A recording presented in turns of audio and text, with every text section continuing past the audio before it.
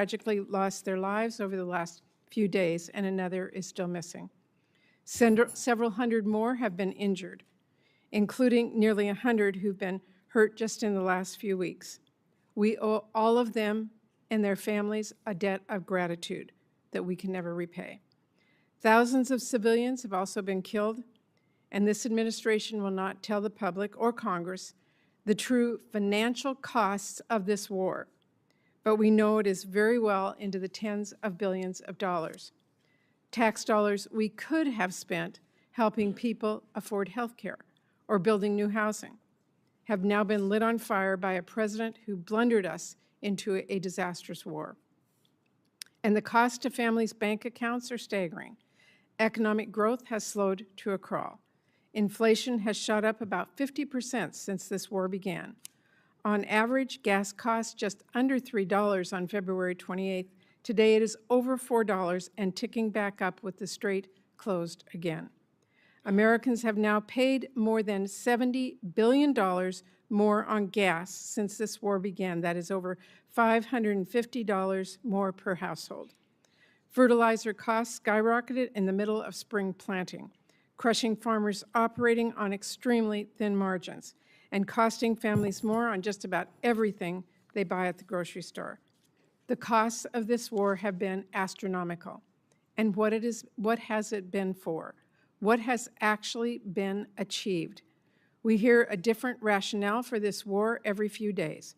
It was about preempting imminent threats, which we now know did not exist. It was about regime change, then liberating the Iranian people. It was about destroying Iran's nuclear program and its Navy.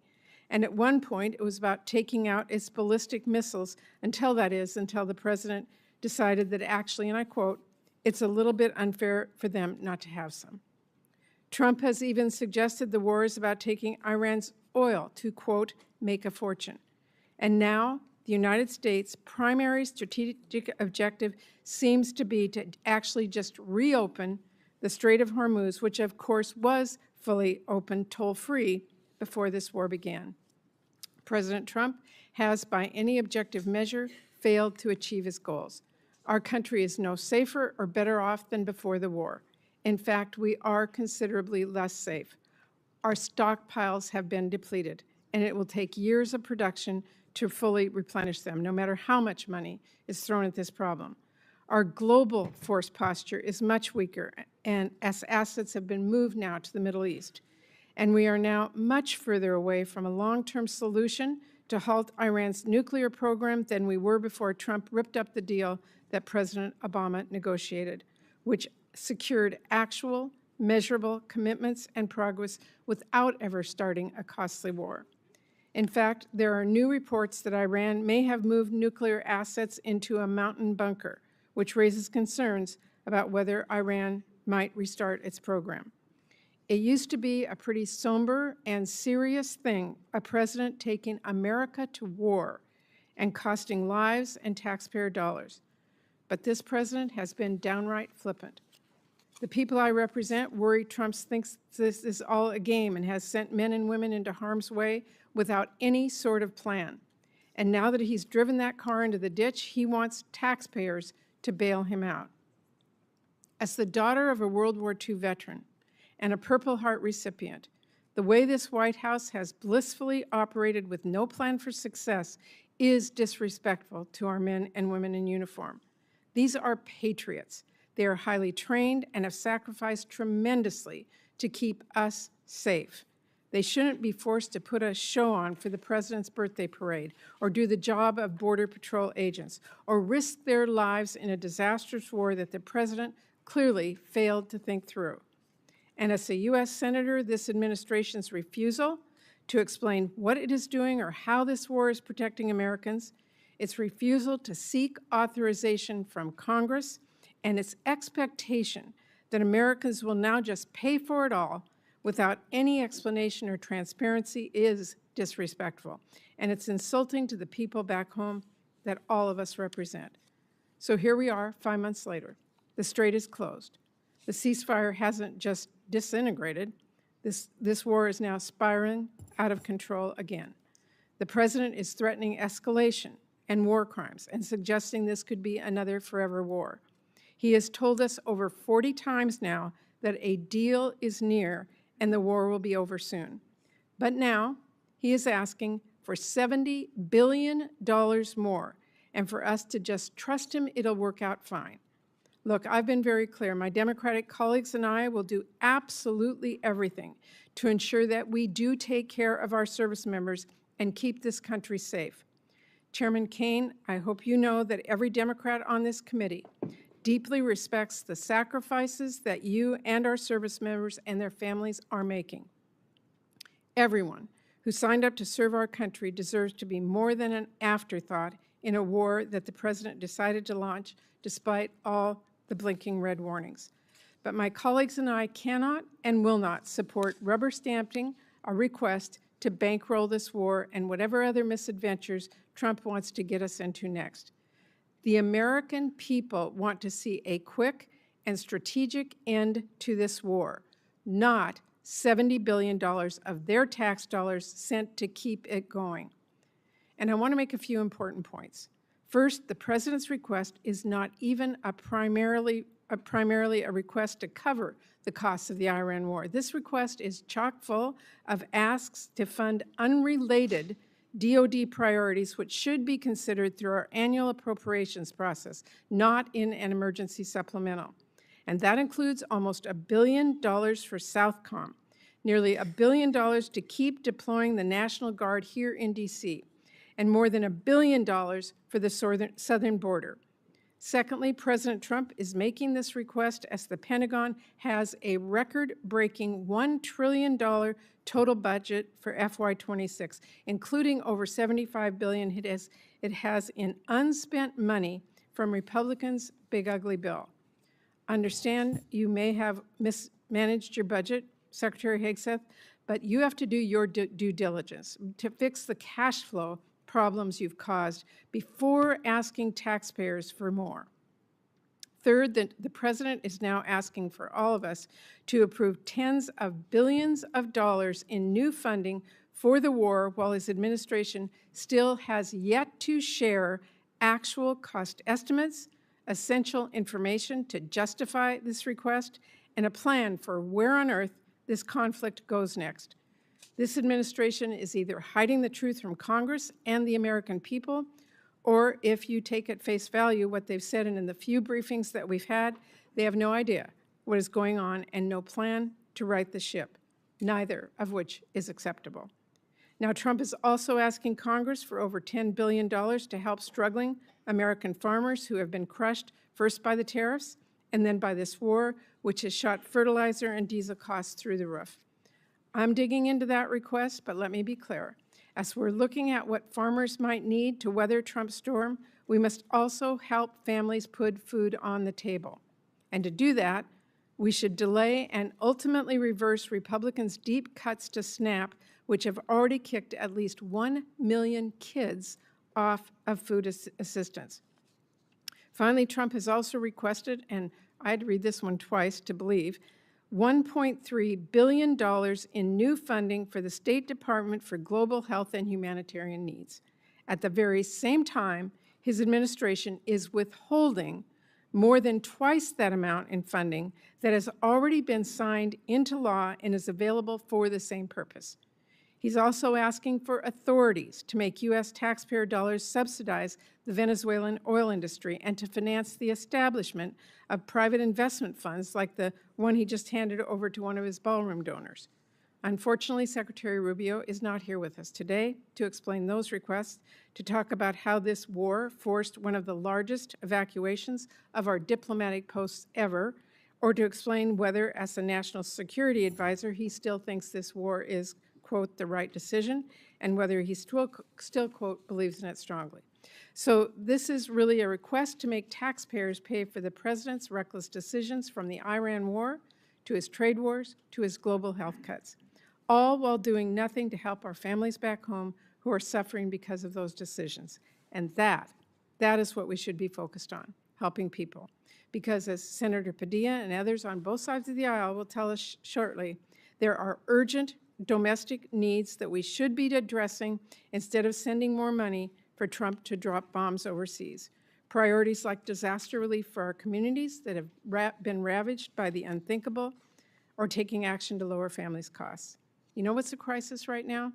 The fact that there are families I hear from back home who are working full-time and still being forced to decide whether to skip meals so they finally can buy their kids a pair of shoes. You know what's a crisis? The fact that hospitals are shutting down and kids are going hungry because of Republicans' cuts. Instead of bankrolling the president's war or sending ICE $70 billion, my colleagues on the other side of the aisle could work with us to quadruple our investments to cure cancer or help families afford childcare or help them afford to cool their homes. Those are policy choices. And Republican leadership has chosen to focus on funding war and ICE endlessly without a single cent for our American families. So let me close with this. This president says we can't afford health care. We can't afford child care. We can't afford housing. But somehow we can always afford another war. No price tag on that. Families in Washington State are skipping doctor's visits so they can afford groceries. Trump wants Congress to cut him a blank check for a war that no one supports. The American people entrust us to spend their taxpayer dollars strategically and thoughtfully. This is a huge responsibility, so let me be clear. I'm ready to work with my colleagues in a bipartisan way, as always, to address the needs of our nation and the American people. But I hope we can have real conversations about why there seems to always be money for Trump's wars, but never money for the families back home who are desperate for a little relief. So I look forward to today's discussion. Thank you. I will now introduce our first panel of witnesses. Today, we're going to be hearing first from our colleagues, Senator Mike Rounds of South Dakota, Senator Ted Budd of North Carolina, and Senator Alex Padilla of California. I welcome all of you, and Senator Rounds will begin with you first. Chair Collins, Vice Chair Murray, and members of the committee, thank you for the opportunity to highlight why food security and national security go hand in hand. I'd also like to thank the Trump administration for recognizing that input pressures have made it more difficult for American farmers to support their own operations. In South Dakota, farming and ranching is more than a job. It's a way of life built on hard work, stewardship, and the hope of leaving the land better for the next generation. Feeding and fueling the world has never been easy. Producers continue showing up year after year despite drought, floods, disease, pests, volatile markets, and other challenges beyond their control. This supplemental funding request comes at a critical time. Farmers and ranchers are facing production costs that exceed market returns. Higher fertilizer, diesel fuel, seed, equipment, and crop protection costs, coupled with retaliatory trade practices and continued market uncertainty, have put enormous financial pressure on producers. Specifically, the projected loss per acre across the country in 2026 for corn is $131. For cotton, $342. For wheat, $114. And for soybeans, $80.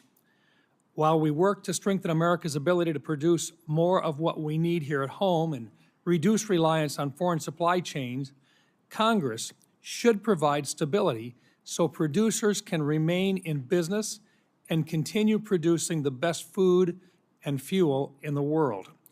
Today's threats extend well beyond weather and markets. Foreign adversaries, cyber threats, industry consolidation, arbitrary standards, and unfair trade practices impact farmers' ability to produce food, fiber, and fuel. Food security, energy security, and national security are connected. We also have an opportunity to strengthen both agriculture and energy security by permanently authorizing voluntary access to nationwide year-round sales of E15. Giving consumers the option to choose a higher ethanol blend would increase domestic fuel production, expand markets for corn growers, reduce reliance on foreign energy sources, and provide families with lower cost options at the pump.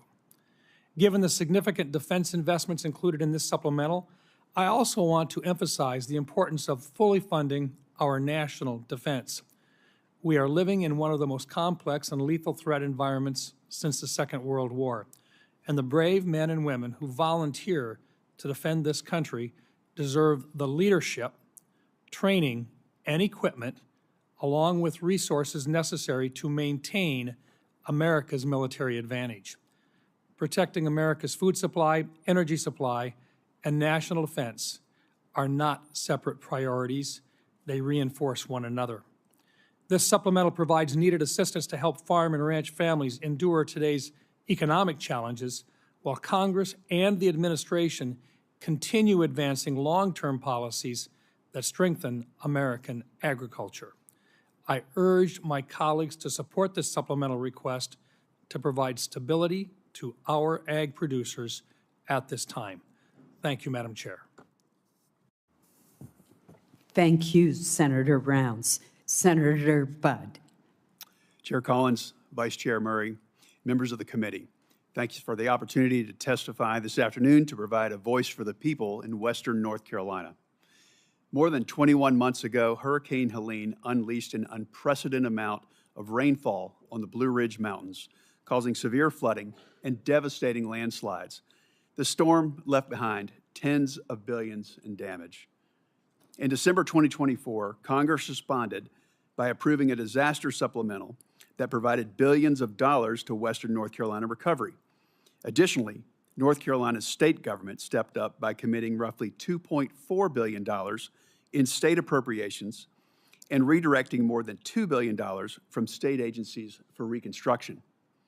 But the Blue Ridge Mountains' challenging terrain has made it uniquely difficult for federal programs to operate, resulting in delays and inefficiencies.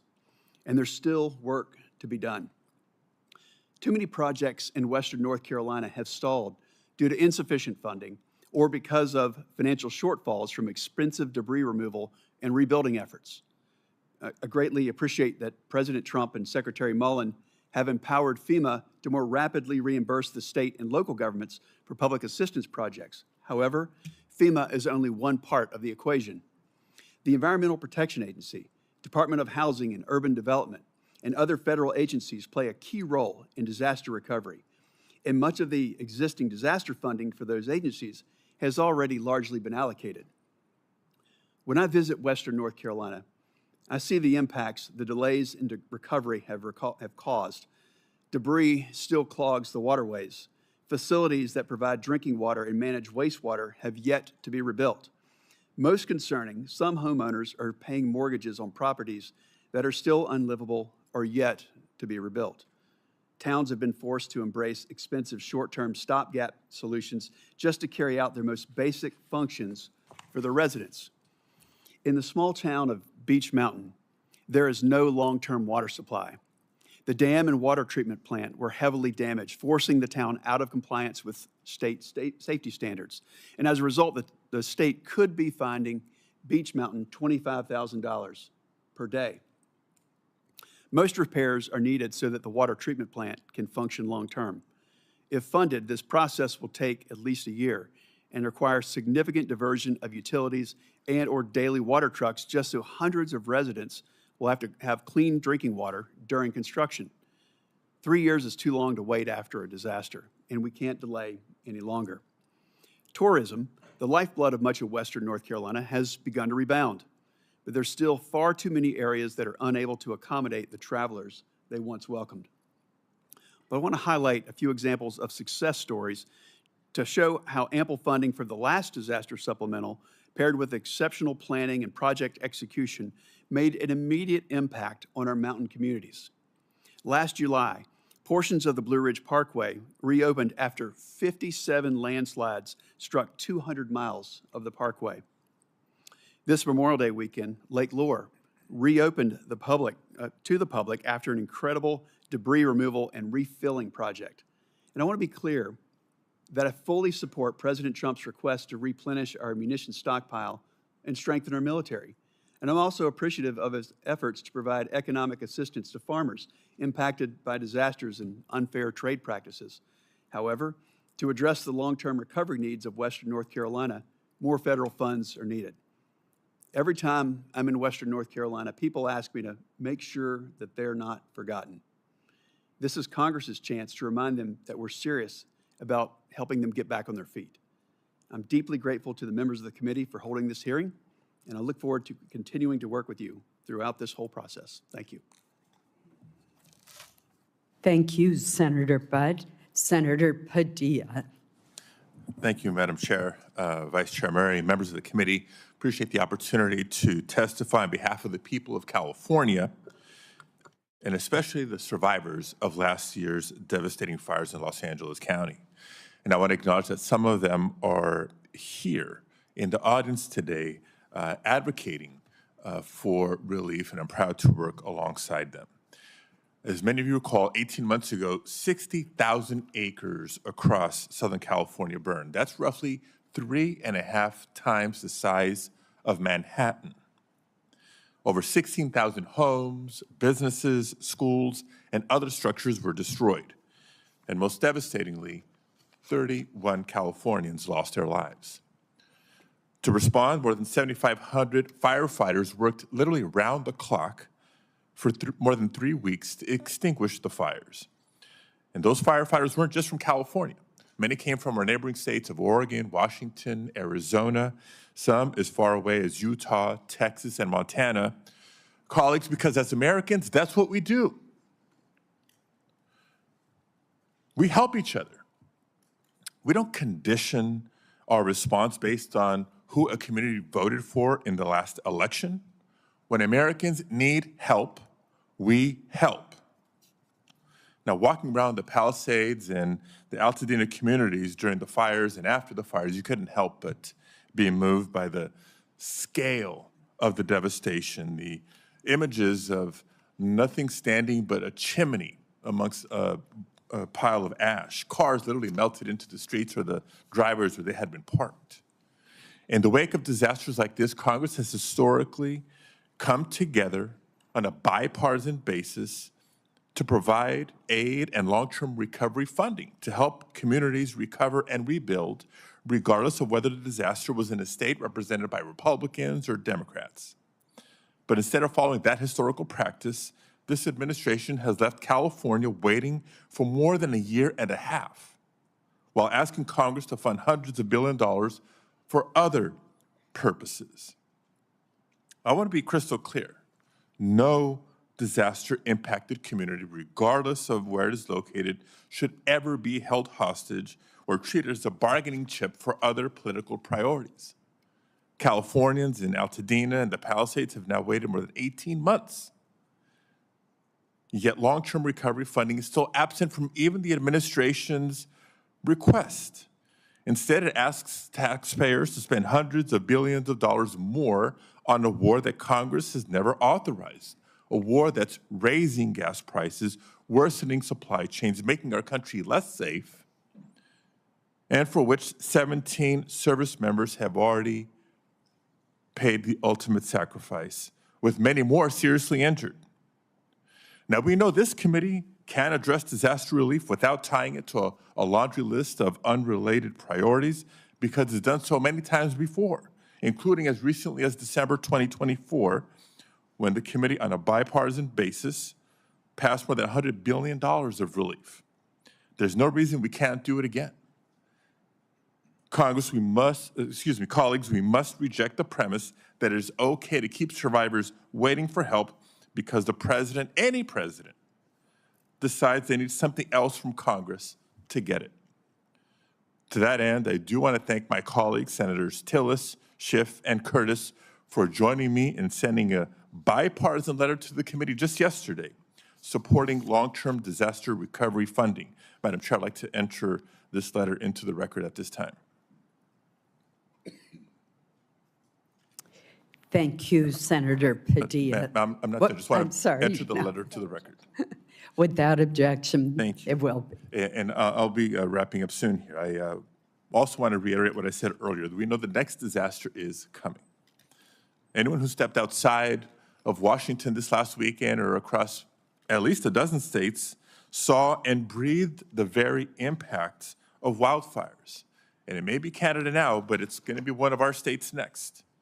As of last week, the federal government has already spent over $3.3 billion in wildfire suppression this fiscal year, even though the peak of fire season is August and September. That's still ahead of us. That should concern the committee. We cannot allow wildfire suppression funding to run out before the end of the fiscal year. So in addition to the long-term disaster recovery funding, I urge the committee to examine the need for emergency suppression funds as well. And I would note that the Fire Fix, which has provided a steady resource for fighting wildfires, will expire in fiscal year 2027. Congress needs to extend and increase that funding to ensure firefighters have all the resources they need to respond to the ever-growing threat of wildfires. I'll close by reiterating what I said at the outset. Disasters do not distinguish between red states and blue states. And when it comes to disaster aid, neither should Congress. So thank you again for holding this hearing and allowing me to be a voice for my constituents and for disaster survivors across the country. I look forward to working with this committee to ensure that everyone has the resources and support that they need to recover and rebuild, regardless of which state they call home. Thank you very much. I appreciate the testimony of the entire panel as we consider the supplemental submitted by the administration. Your testimony is very helpful to us. Thank you. I will now ask that our second panel of witnesses come forward.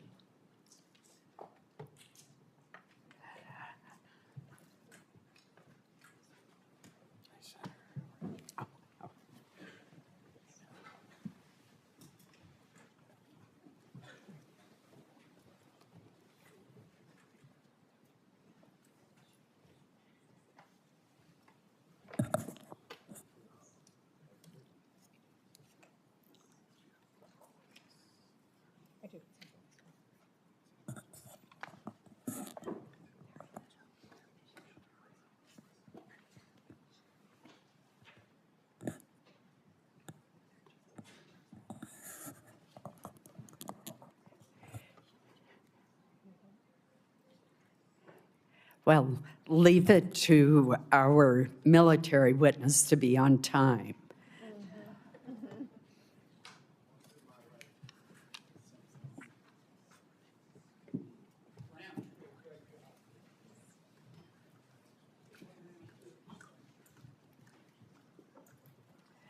While we are waiting for our second panel to be seated, let me introduce them. We are joined today by the Secretary of War, Pete Hegseth, the Secretary of Agriculture, Brooke Rollins, and the Chairman of the Joint Chiefs of Staff, General Dan Caine. These administration officials represent the largest components of the administration's request, and we welcome them to the committee today. Secretary Hegseth, we will begin with your testimony. Please proceed. Well, Chair Collins, Vice Chair Murray, members of the Senate Committee on Appropriations, thank you for the opportunity to testify on President Trump's supplemental funding request for the Department of War. As you know, we live in a dangerous world that requires bold and swift action. Hence, this supplemental request for fiscal year 2026. This request is an urgent, necessary injection of resources to address the immediate needs of our department. The supplemental funding request is not a substitute.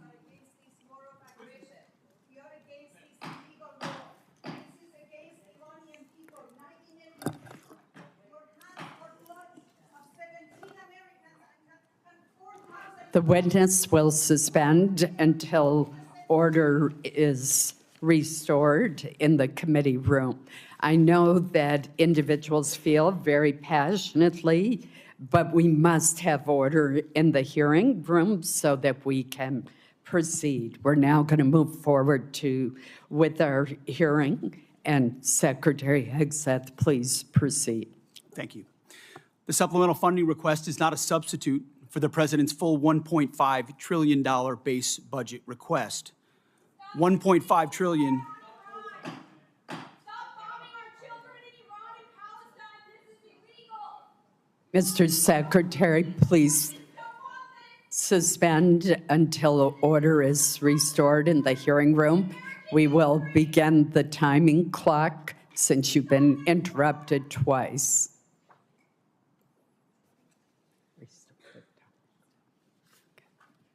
Thank you. Please proceed. 1.5 trillion is what the president seeks and what we need to defend the country.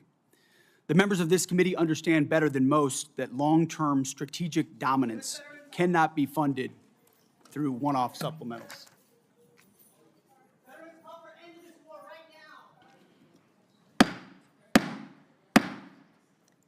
We will have order in the hearing room.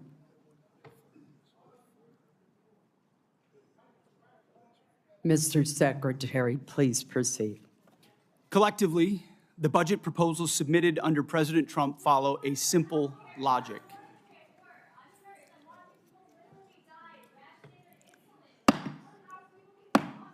I would ask that the Capitol Police, whose professionalism I admire, remove those who are seeking to disrupt the hearing. Please proceed. President Trump's following a simple logic. The military requires a generational investment to deliver on peace through strength. We know the best way to create peace is to prepare for war, to deter it. And that's exactly what the Department of War is doing, building a force so capable that it would be absurd for anyone to challenge it. As the direct result of neglected priorities and gross negligence that ignored threats left over from the previous administration, President Trump inherited a set of global and domestic crises, deferred maintenance almost across the board. Instead of steering the ship through gathering storms, former leaders let our military languish through social experiments and globalist appeasement, sheer weakness. Under President Trump, we have built a different type of department.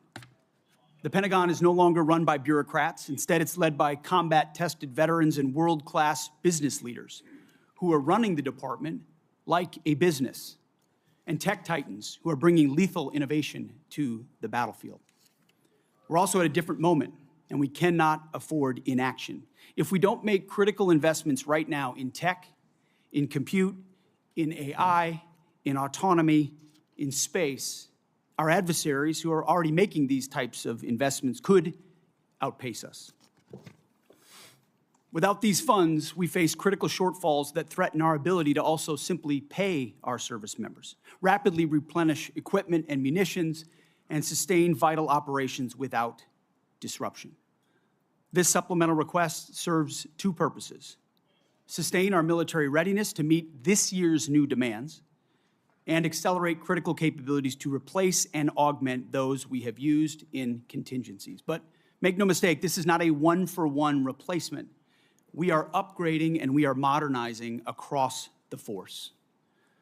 On the readiness front, we requested $21 billion. This will fund military pay, replace much of the equipment utilized during recent operations, sustain forward-deployed forces, and grow personnel and strength while stabilizing mission-critical fueled shortfalls and supporting the National Guard.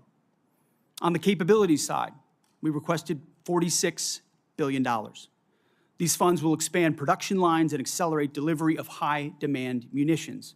We're talking about solid rocket motors, JDAMs, hypersonics, and counter-drone capabilities.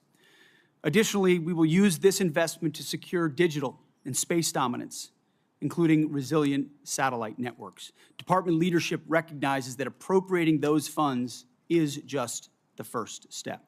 Once funds are appropriated, or apportioned, to the department, we need to promptly execute on them, and that's why we're requesting targeted legislative authorities, like transfer authority, to prioritize our greatest needs and opportunities, multi-year procurement for weapon systems, revolutionizing the speed and scale of munitions procurement, and New START authorities. Rest assured that every dollar appropriated to the Department of War will be focused on building the lethality of our joint force and reinforcing peace through strength. As I have said before, not fully funding this department, the Department of War, and we know what that means, that means $1.5 trillion, given the world that we live in and the disaster of what the Biden administration budgets gave us. Not funding this department at $1.5 trillion, I believe, is the greatest threat that our nation faces. Either we invest in our warriors at this moment of step change on the battlefield and growing threats, or this is all just talk. I look forward to working with this committee to secure those funds so that our warfighters can continue to do their work every day to keep our great republic safe. Thank you very much. Thank you, Mr. Secretary. General Caine. Chair Collins, Vice Chair Murray, distinguished members of this committee, I'm honored today to appear before you with Secretary Hegseth and Secretary Rollins to testify on the Department of War's fiscal 2026 supplemental funding request. And I'll note I fondly remember my time at USDA earlier in my career where I had the chance to serve there. I'm also joined today by my senior enlisted advisor, SEAC Dave Isom. As always, I'm deeply grateful for this committee's continued partnership and support for our common defense.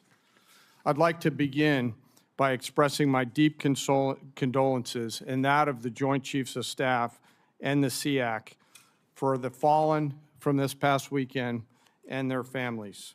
Today, we remember First Lieutenant Tyler Feehan, Sergeant Michael Swinton, and Private Isabel Gonzalez, and note that the names of our last fallen will be released when we can. I'm humbled daily by the profound commitment of the incredible 2.8 million Americans, just like these names that I've just mentioned, who make up our joint force and serve our nation every day. Also, on behalf of the Joint Force and the Joint Chiefs, I want to express my sincere and heartfelt condolences to the family of Senator Graham for their loss and all of you for the loss of your colleague. The Joint Force remains grateful for his 44 years of service, both in and out of uniform. There is no doubt he made a difference to the safety and security of our nation. On July 22nd, 1940, General George C. Marshall said, and I quote, "For almost 20 years, we had all of the time and almost none of the money. Today, we have all of the money and no time." His words resonate powerfully with me today as we find ourselves in a somewhat similar situation. I've come to you today to request the necessary funds while in the window of opportunity, while time is still on our side. The United States of America faces a global list of military challenges in the Middle East, in Europe, in the Pacific, both nuclear and non-nuclear challenges, and the continued threat of terrorism. We find ourselves living and leading in complex and dynamic times. Our adversaries are aligning in their interests, creating simultaneous challenges across multiple domains. They are sharing intelligence, combat capabilities, and technology that is accelerating the speed of war. It is an imperative that Americans understand that the character of war is changing. Advances in technology are fundamentally and irreversibly changing the way we fight, which necessitates capital to properly arm America's military. Rapid advancements in AI, autonomous systems, deliver critical technological advantages to our national defense and simultaneously introduce unprecedented strategic vulnerabilities and uncertainty across the world, to include right here at home. The low barrier to entry created by affordable, ubiquitous, unmanned systems means our adversaries, rogue actors, state and non-state actors, and violent extremists have access to disruptive and potentially lethal technologies at scale.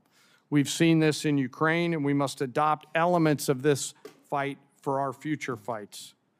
Conflict is never confined neatly to the land, sea, or air domains. The modern battlefield stretches from the seabed up to cislunar space and beyond, cyberspace, and in the information domain, all at the same time.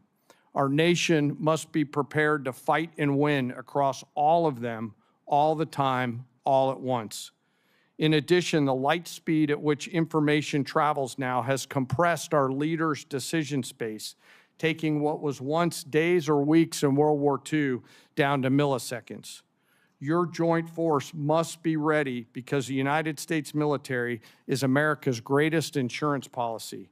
And I acknowledge all of us find it difficult at times to pay for insurance before we need it. But we must have insurance before the storm comes. The Armed Forces of the United States of America serves as our nation's ultimate safeguard and our insurance policy to preserve, protect, and defend our national interests, security, and prosperity. To uphold this responsibility, we require predictable and consistent funding. This will allow us to partner effectively with our defense and national industrial bases, building on acquisition reforms that guarantee our warfighters receive capabilities at scale before they are required in conflict or combat. I'm struck by this season of American history we find ourselves in, and I continue to ask myself, if not now, then when?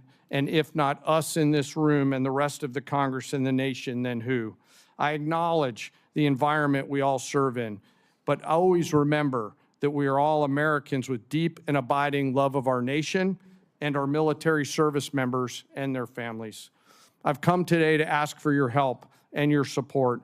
America's armed forces need $1.5 trillion to meet the military challenges of the future. This supplemental is a part of that, and to be allowed to use this capital to pay for military personnel, operations and maintenance expenses, and accelerate investments on critical technologies, as the Secretary just mentioned. It is critical that we stay ahead of our adversaries, and we must have the funds before we're out of time. In closing, I ask all of us to remember our deployed service members around the world right now, especially our Army teammates who remain deployed after losing their friends and teammates this past weekend. And I again ask all of us here in the Senate and across the American people to never forget our fallen and their families who continue to show us what courage, tenacity, grit, and commitment to the nation looks like. Thank you very much, and I look forward to your questions. Thank you, General. Secretary Rollins. Thank you so much, Chairwoman Collins, Ranking Member Murray, and distinguished members of the committee. Thank you for the opportunity to appear before you today. Let me begin with the bottom line up front. The United States Department of Agriculture is joining today the United States Department of War in a fight for America and for American flourishing. After all, defending America's ability to feed and fuel and clothe herself is defending America, full stop. This can be easily forgotten. For centuries, we built farms and ranches and transportation that fed not only America, but the world too. For a long time, that prosperity made America strong and made America safe. But across the past 100 years, and especially across the last administration, we took that source of strength in war and peace, our farms and our ranches, and the communities that surrounded them, and we hollowed them out. We made them weak, and we put them on the precipice of decline and extinction. We sent our food production overseas. In fact, 2023 was for the first time a significant net importer of our food for America. And in so doing, we replaced American production with massive amounts of imports. We allowed and even encouraged the consolidation of agriculture, seed production, processing, fertilizer, and beyond into massive industries at scale. Today, nearly 85% of our meat packing capacity is controlled by just 4 companies, including 2 that are foreign-owned. Additionally, our largest pork company in America is owned by a China company, or China. 4 fertilizer companies now represent 78% of the production versus just a couple of decades ago, that was in the dozens. And 2 seed companies now produce more than 50% of the seed for America. These are national security implications. When President Trump returned to office, America's farm economy faced one of the most difficult economic environments in decades. Between 2020 and 2025, the cost of seed rose 19%, crop protection rose 30%, fertilizer rose over 50%, fuel and oils rose nearly 33%, electricity 36%, and repair and maintenance 27%. As these costs climbed, commodity prices plummeted. Farm income fell by more than $90 billion from 2023 to 2024, representing one of the largest single-year declines in history. At the same time, producers saw not one new trade deal across the world, resulting in an unprecedented $50 billion agricultural trade deficit. American farmers deserve better, and our national security now demands it. As long as we are beholden to foreign and even hostile countries for our food and our fuel, our freedom is in jeopardy. Since my first day at USDA, we have been committed to addressing this crisis head-on. In addition to implementing the historic working families tax cuts, thanks to so many in this room who worked so hard, moving $40 billion in disaster and economic assistance to producers across the country, securing 19 new trade deals, and decreasing that $50 billion agricultural trade deficit in 1 year by 42%. This year, our corn exports are expected to be at a record-breaking 35%, ethanol up 11%, dairy up 15%, and tree nuts up 11%. We are making progress, but we have a ways to go.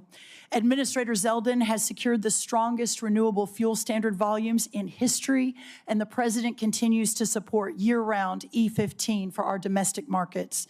We have led robust responses to animal health threats, including HPAI and the New World screwworm, and have reduced unnecessary regulatory burdens and partnered with producers to strengthen the domestic demand for American agriculture. These are lasting reforms and will change the trajectory of American agriculture for the future. The trade agreements will take time to fully execute and generate even more exports. The biofuel investments take time to increase the demand for American crops, although we're already seeing a 10% increase since just an announcement a month ago. And of course, onshoring facilities like fertilizer will continue to take some time to build out. But we are confident that the direction of American agriculture is changing for the better.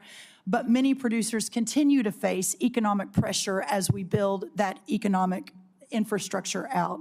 Specialty crop growers across the Northeast, the Mid-Atlantic, the Pacific Northwest, and Florida suffered devastating freeze losses this past winter. Producers across the plains continue recovering from catastrophic wildfire and events occurring while many operations are still working to catch up financially. That is why our proposal includes $10 billion in temporary economic assistance for 2026 row crop and specialty crop producers, and also includes $1.1 billion to help producers recover from catastrophic freeze losses suffered this past winter. Congress has taken similar action over many decades, and we're so grateful for that, but including most recently 2023 and 2024 with economic aid and disaster relief aid with the hurricane seasons. I want to be 100% clear as I close. For the sake of American national security, American existence, and the American future, we must, in the long run, end this system that has grown up like a weed and strangled the American farmland and food production. Farmers want to farm for their products, not for a government check. They want to be free from dependency and free to innovate. We know what happens when they are able to do that. They build and feed the greatest republic in the history of man. But when they aren't, well, we know the danger that we are in today. But that's why this supplemental is so important. It provides a bridge and extends a hand to Americans who need it. It buys the nation the security that we need, and it buys us time to deconstruct and then reconstruct a new system, putting our farmers and ranchers first, and to restore the system that originally made America great. For our farmers, the defense of American freedom continues. They only ask to be free to fight. Thank you so much. Thank you for your testimony.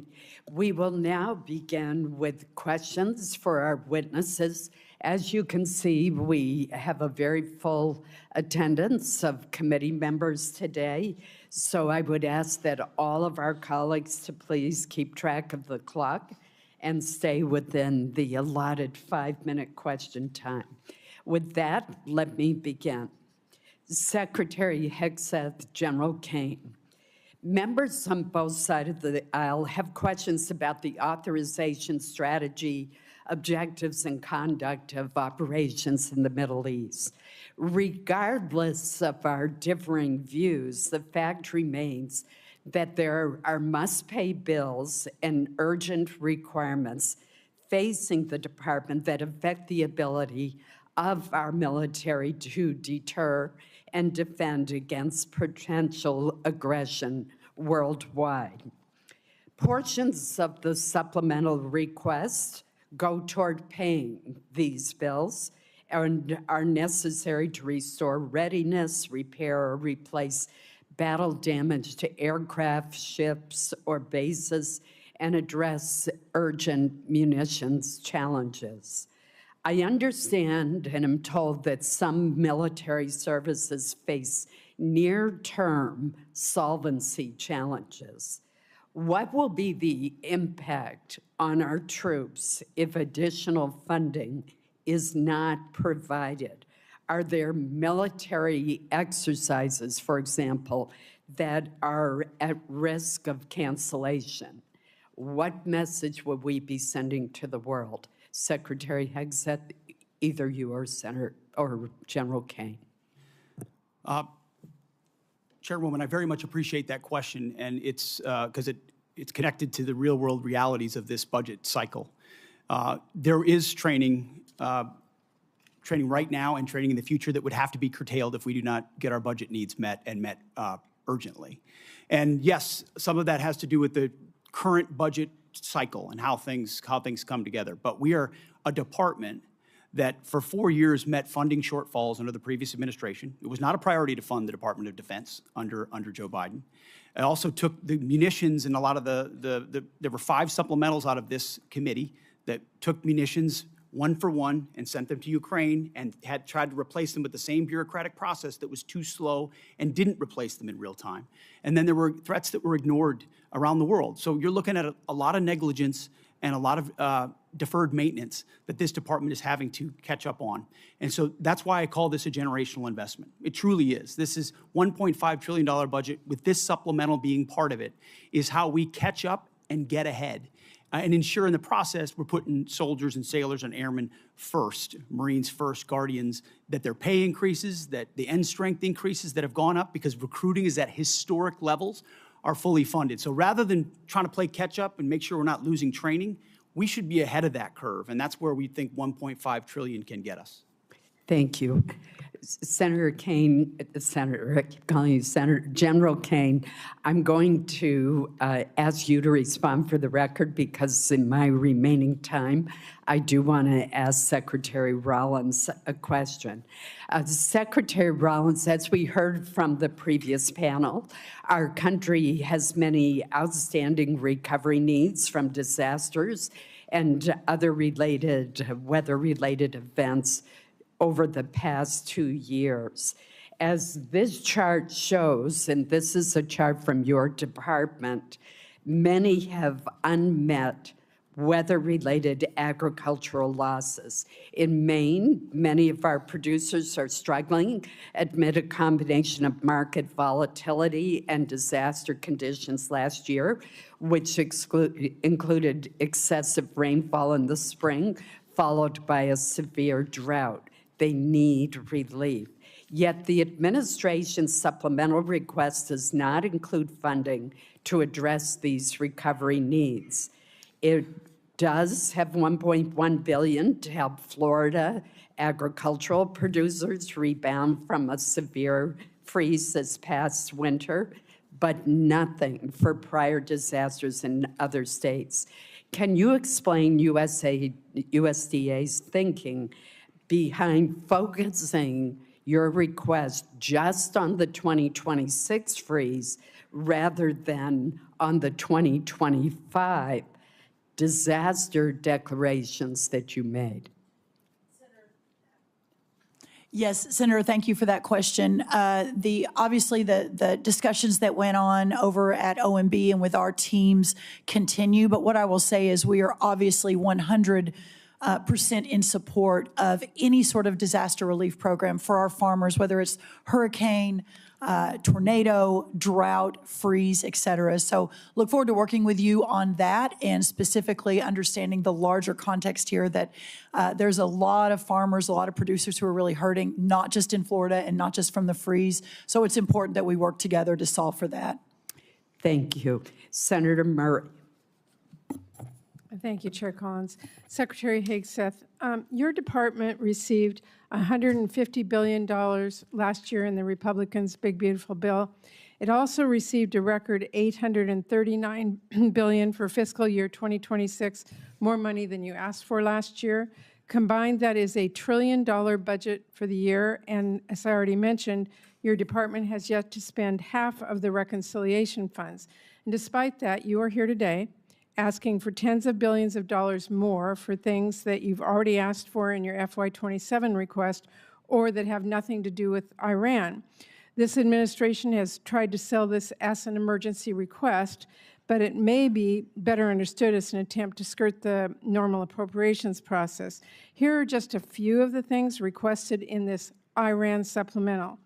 $800 million for the National Guard to patrol D.C. even longer. Over $1 billion for the Army to patrol the southern border, which is DHS's job. $900 million to support the administration's illegal boat strikes in the Caribbean. Over $18 billion for munitions, which you've already requested in your FY27 budget request. And $1.7 billion to pay for your decision to recruit more people than the services need, which was not contemplated by the FY26 funding bill Congress recently passed. Now, you've already submitted a reprogramming request on this that our subcommittee is considering now, which really underscores the point I made in my opening remarks that the problem is not a lack of money, but poor planning. So I'll be blunt. The truth is your request does not make a lot of sense. So let me ask you a simple question. Why exactly are billions of dollars more for the National Guard and this administration's illegal strikes in the Caribbean urgently needed for the Iran war? Well, Senator, I wouldn't, of course, agree with your characterization, but why this kind of spending is needed is because of the gross negligence and neglect of the Biden administration inside our department. Ran it like a bureaucracy, abandoned our strength posture around the world, so we're having to reestablish deterrence. You mentioned the end strength numbers, and I will acknowledge that we are ahead of schedule on end strength in recruiting. 8,000 in the Navy, 6,000 in the Army, 4,000 in the Air Force. Because under President Trump, there's been record and historic over 30-year recruiting records inside our department since he won the election because the American people didn't want to sign up for what Joe Biden was providing our military. Well, let me and they want to sign up for what President Trump is doing in his leadership. And so those are good problems to have that we need to fund and a reflection of momentum. And this budget will allow us to continue the kind of momentum that gets us ahead. My point is that a lot of this request does not feel like an emergency. And let me move on. Secretary Hegseth, like most Americans, I've had a lot of trouble following this administration's contradictory statements about the war. On April 8th, you said, and I quote, "Their missile program is functionally destroyed, launchers, production facilities, and existing stockpiles depleted and decimated and almost completely ineffective." Mr. Secretary, Iran has been firing at U.S. military bases in the region and its ships for the last week. How is it possible, if their capabilities were, quote, functionally destroyed 3 months earlier, as she claimed, for them to be doing this now? Well, Senator, Iran is at the weakest point militarily it has ever been in the past decade. Certainly, maybe in 47 years, as they've gathered effectively a terror army. And that terror army was built to try to create conventional capabilities to defend against a pursuit of nuclear weapons, which meant thousands of ballistic missiles, many of which we have destroyed, others of which they have put inside facilities and hidden in underground facilities, and that's what terror regimes would do. So I acknowledge they still have capabilities, no doubt, but the amount of damage that we've done to them over the course of of these series of operations has put them in the worst place they've ever Okay, been. well, let me move on. On May 5th, you claimed that Iran doesn't control the strait, and you said that there was a, quote, powerful red, white, and blue dome over the strait. If that was true, how did Iran shrink ship traffic in the strait to a trickle again last week? We pushed almost, I believe, between 400 and 500 million barrels of oil under the nose of Iran over the course of Project Freedom, which went underground, which I acknowledged after we did so covertly because it was more effective to do so quietly than to do so publicly. So we've been in control of moving traffic through there for quite some time. Will they but it retain the has ability to recklessly shoot at commercial shipping? And that's what happened. We had a ceasefire, and then they shot at commercial shipping Well, you recklessly also as a state. said at That's that what changed it. same press conference, and I'm going to quote you, you urged Iran to, quote, let innocent ships pass freely. These international waters belong to all nations, not to Iran to tax, toll, or control. Last week, President Trump said the U.S. would charge a 20% toll to each ship to pass through the state. So based on your opposition to tolls, did you talk to the president out of that idea, or did someone else? Iran's not charging tolls, and they're shooting at ships right now. But Trump said that he wanted to charge a 20% toll. We have a blockade right now of all Iranian ships and Iranian ports, Didn't answer and the question. it's effective. My time is out. Senator Murkowski. Thank you, Madam Chairman, and thank you all for being here. Challenging times, I think we all recognize that. Secretary Hegseth, I want to ask, just specific to Iran authorization, the administration has made the case that the action in Iran falls under the President's Article 2 authorities, and we can have disagreement. Reasonable people can disagree about the boundaries of the presidential war powers and have for a long period of time. But I look at the War Powers Resolution, and it's not ambiguous. It requires the President to terminate hostilities within 60 days absent congressional authorization. So hostilities began February 28th. May 1st, Congress was informed that hostilities had ended, but yet despite the fact that hostilities had ended, we were still seeing sailors being fired upon still activity. Then in June, an MOU is signed to preserve the ceasefire while negotiations continue. That MOU has now collapsed, and we are seeing the resumed attacks in the Straits of Hormuz. On July 10, the administration sends Congress a new war powers notification, effectively restarting, the 60-day clock again. So I'm concerned about this sequence because you have a situation where the claim essentially allows the president to extinguish the war powers clock just at the moment that it becomes legally inconvenient through declaration of temporary ceasefire. Then it's reset, avoiding the congressional authorization that the Constitution requires and the war powers intends. So we had an opportunity in previous appropriations hearing for me to ask if you felt the administration had all the authority that it needed. You indicated at that time that no, additional authority was not needed. Are you still, is the administration still taking that position about needing no authorization from Congress at this time? Senator, I know there's a long-standing legal debate on this particular topic, but we certainly as a department share the position of the White House that we have all the authorities necessary at this moment. So let me just kind of do a follow-on. In the Clinton administration, this is 1999, there was an operation that was launched, Operation Allied Force, NATO airstrikes against Yugoslavia. There was not a prior congressional authorization that was sought. President Clinton notified Congress under the War Powers Resolution and then subsequent to that, sent Congress an emergency supplemental funding request. It was about $6 billion to cover the cost of Kosovo operations. Congress then passed a supplemental package that covered the president's request plus additional military funding. But Congress never passed a standalone authorization for use of military force in Kosovo. When the war powers clock was set to run out then in May of 1999, the Clinton Justice Department's Office of Legal Counsel issued an opinion holding that the supplemental appropriation itself, passed without any authorizing language, satisfied the War Powers Resolution requirement. So is the department looking to that or intending to rely on that same reasoning that funding alone can substitute for explicit congressional authorization? Senator, I would have to defer to our legal department, and we'll get back to you with our views on that. But as of right now, we think standalone Article 2 authorities exist for us to conduct this operation on behalf of the defense of the American people, that the president has those authorities, and seeking this funding is important in pursuit of that and our $1.5 trillion budget. But I wouldn't connect the two without consulting with our legal folks first. In my remaining time, let me turn to you, Secretary Rollins. I appreciate that you have acknowledged that fishermen are farmers of the sea.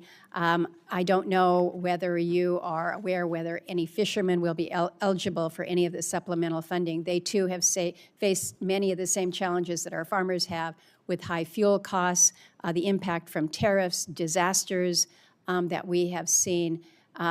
In the 15 seconds remaining, any help for our fishermen? Well, I remember having the conversation with you when we were going through the process, and my commitment to you and to Senator Collins and some of our others on across the aisle was that it's time for USDA to recognize our fishermen as part of our farmers of the sea. That's never happened before. We now have an office at USDA focused on fishermen. And so I think as you all move forward with the supplemental, the conversation, and obviously up to you all what that looks like, but very supportive of treating our fishermen similarly to the rest of our farmers. Thank you. Thank you, Madam Chair. Thank you. Senator Durbin. Thanks, Madam Chair. Mr. Secretary, I'd like to ask you to help me reconcile some numbers. It's my understanding that this whole supplemental funding request is $87.6 billion, and most of the funding, $67 billion, is for the Department of Defense. Yet we are told the Department of Defense still has $75 billion in unobligated funding from last year's reconciliation package. Is that true? Roughly correct numbers, yes. So you've left some change on the dresser before you prepared to come for this hearing. What's going to happen to that $75 billion? Well, that 75 is, there's plans and designs on that, part of the rebuild of our military, which had to be undertaken. And so the One Big Beautiful Bill gave us specific avenues. I'd have to get you the exact numbers of what that is left to be allocated. Does it have to do with the war in Iran? No, this is rebuilding our military from what was not funded in the past under the Biden administration. So this is from 2026, One Big Beautiful Bill, which helped move the president's priorities like Golden Dome for America, move away from all the woke priorities of what the Biden administration was pursuing, give us a chance to start cutting these deals on munitions, all the things that the president wanted us to focus on: shipbuilding, hypersonics. I mean, the Biden administration ignored hypersonics. They just decided to pretend like that technology didn't exist and we shouldn't invest in it. There are things, I don't know what Lloyd Austin did for 4 years. I really don't. Well, I'm sure the amount of neglect, the amount of stale thinking now. and bureaucracy, it was staggering when we took over. So One Big Beautiful Bill gave us a chance to get caught back up. Let me interrupt your speech for a minute, Mr. Secretary. It's my turn to ask questions. I've been listening patiently while you made your presentation. You estimated at one point that the cost of the war in Iran was $29 billion, but then added a caveat that there was a replacement of munitions, for example. Do you have a new estimate about what the war has cost us so far in the 5th month of the first year of this war in Iran? Senator, the estimate we have as of today is $37.5 billion. And is the current activity, which we've been told about, the exchange of fire back and forth in Iran, an indication that that number is going to go up in the months ahead? Some of that number captures additional O&M, mill pay, and other that would be anticipated through the fiscal year. So some of that anticipates what costs would be going out in the future as well. So the new number you've given me is what? $37.5 billion. Senator. And that represents the cost of the war through what period of time? Through now for certain aspects of it, but also mill pay, O&M, other anticipated costs through September 30th, Senator. General Caine, let me ask you a question. I joined a group of senators, some are here, Senator Rounds, Senator Coons, Senator Shaheen, and met with President Zelensky in Turkey during the NATO summit. He was very explicit in terms of what he needed to win. He feels the momentum in Ukraine is moving to his side, and that he is putting a foot forward instead of back. Is that your feeling? Sir, I think the pressure that Ukraine is putting on Russia is substantive at this point. Do you acknowledge his request that we help them with air defenses as a high priority? Sir, I know he's made the request. Whether or not that moves forward is always a debate at our civilian leadership, but I'm aware of that request. Are you aware of the fact that we appropriated and the president signed into law $400 billion of supplemental funding for Ukraine, including money for air defenses? I am, sir. Are you also aware the administration has informed us that that money will not be available in many aspects until the next president is in office? Sir, I'm not aware of that. My that's a understanding was that that capital had been allocated, but I'll have to defer to my civilian leadership. No, I'm sorry to tell you the pay plan tells us to be prepared to spend that money in fiscal year 29. The new president, whoever it may be, will make that decision. If you're talking about air defenses and the momentum on the side of Zelensky, what impact will it have if we cannot fund this for 3 years? Sir, I want to highlight that the incredible work that the Ukraine industrial base is doing as they scale their own capabilities. It ranges from their surface-to-air capabilities to their air-to-air capabilities. I'll note that recently we had the first air-to-air kill where a Ukrainian F-16 shot down a Russian fighter. So I think their ability to scale their layered defense has come along a long way over the past couple years with the help and assistance of many. General, thank you for your service to the country, and I'm sorry for our losses. I believe 17 servicemen have given their lives in Iran so far, and hundreds have been injured. We should acknowledge that fact. And let me also say, we're at a moment in history where we can win the war in Ukraine. That victory would be critically important for those people who have fought for more than 4 years against the odds and proven they can put Putin back on his heels. But instead of finding the money that they need now for air defenses, we're putting more money into this exchange with Iran, a war of choice which we never should have entered. Thank you, General. Senator Moran. Chairwoman Collins, thank you very much. Let me first begin with just a statement to you, Secretary Rollins. Thank you for your leadership. Thank you for your attention to disaster assistance. Hugely significant and important in many states represented here, but across the country. And it is as challenging circumstances as I've seen farmers in my time and representing them in the United States Congress. And I appreciate my colleague, Senator Rounds, for making that case today. I appreciate the efforts by Senator Bozeman, the chairman of the Ag Committee, and Senator Rounds and his Vice Chairman Shaheen for their efforts here on this committee for that effort. Secretary Hegseth, let me ask you about your recent visit to the 101st Airborne Division. You saw the MV-75 Cheyenne. You saw it firsthand and heard from soldiers, as I understand it, about the next generation capabilities, how they will transform the way we fight. The Cheyenne has broken through, and it appears to me, in the acquisition bureaucracy to deliver a capability for our warfighting much faster than it otherwise would have happened. As you look across acquisition, I mean, we're here talking about appropriations, but the ultimate success we'll have in defending our country is putting that money to work as quickly as possible. So as you look at acquisition, what would you tell me we learned from the Cheyenne? Is it a model how the department can, it intends to field the next generation of capacity going forward? What does the program need from this committee to meet both the schedule and the necessity of its capabilities? Senator, I appreciate the question. I think it's one of the untold stories of our department is how we've tried to revolutionize the speed and scale of new acquisitions and procurement. Some of it through munitions and ensuring that companies pay for building their own factories and their own assembly lines so that we're saving billions and billions as taxpayers while companies invest. And when you invest in something with your own money, you want to see it succeed ahead of schedule and on time. Also opening the aperture so it's not just the prime contractors that are competing, but new entrants who make high-cost and low-cost capabilities.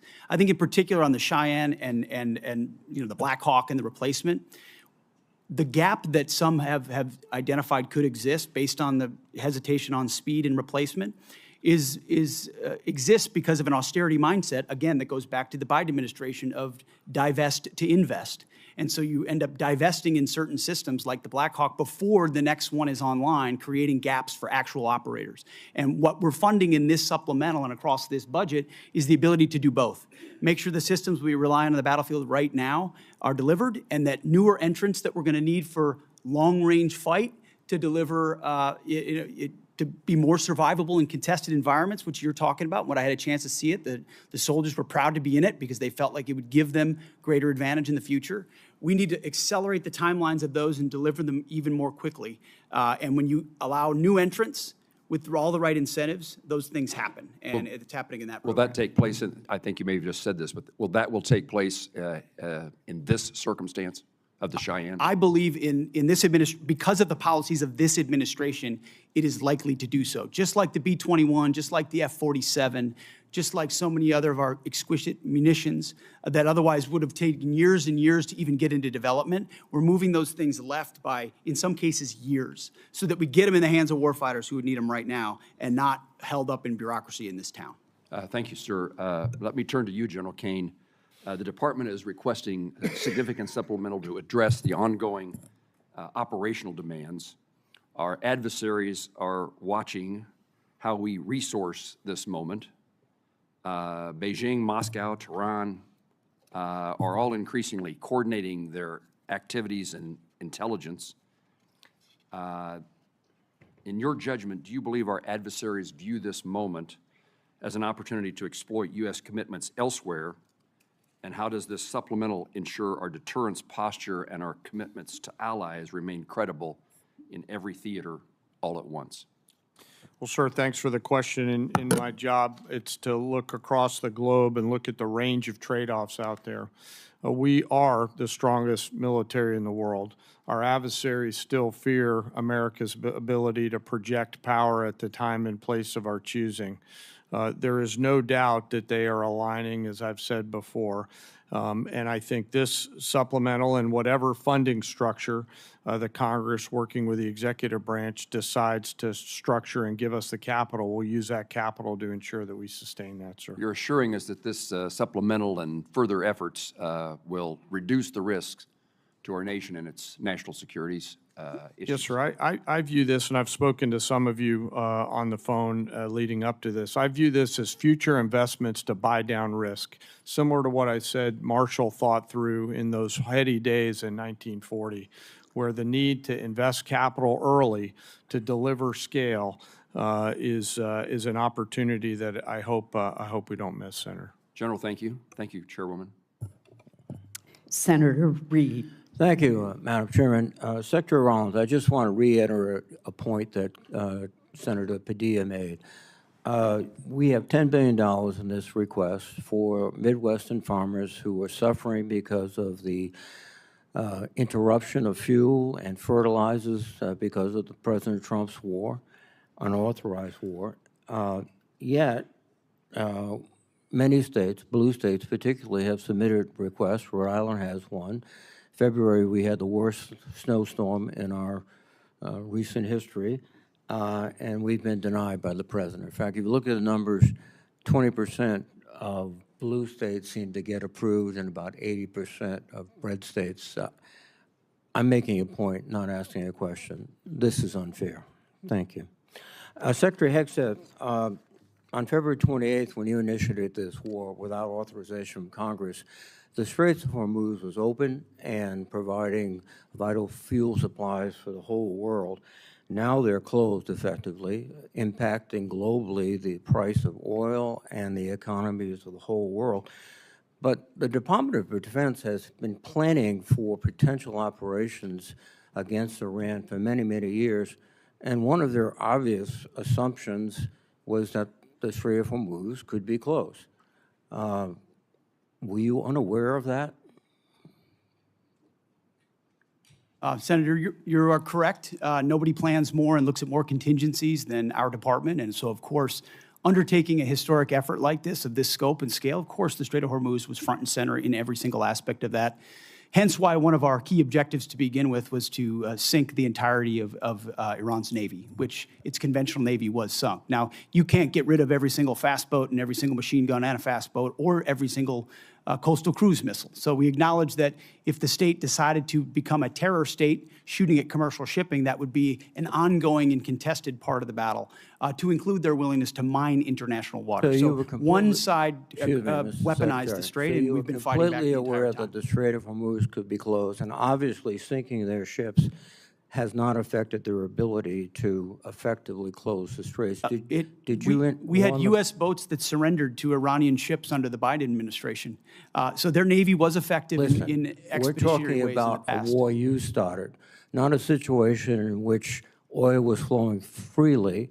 There was no conflict. We weren't losing personnel as a result of Iranian actions. So your fallback to the Biden administration is just a very, very obvious excuse for what I think is probably, as you described so often, gross negligence. You did not fully inform the president that you would be in a situation where the Strait of Hormuz could be effectively closed, oil prices could surge, and effectively the Iranians could maintain their ability to strike back as they are right now. They just killed some of our servicemen last weekend. This battlefield and all the dynamics of it, of which the chairman and I are responsible for ensuring the president understands every branch and sequel of what could happen, and we did. So the fact that those contingencies all were part of the possibility, and we understood that, is all the more reason why President Trump deserves the kind of praise he should get for undertaking this effort, having the courage to ensure that crazy Islamists can't have a nuclear weapon to hold us at issue. And he's been willing to stay committed to that regardless of the challenges. Excuse me. So he should be praised. He should be praised for starting a war without authority, creating a situation in which the world economy is suffering tremendously. We have to have extra money for our farmers, and we have no outcome, at least no realistic outcome in sight yet. Let me switch to General Caine. General Caine, these airstrikes have not yet deterred and defeated the Iranians. Do you think airstrikes alone will do that? So I think academically, as you look across the totality of history, air power's got limits, and we always have to be mindful of those. I think where America's area of exclusivity is when we bring the totality of the diplomatic, informational, economic, and pair that with the military, and there's a lot of that work going on. Well, the military, the next step would be escalation by ground combat.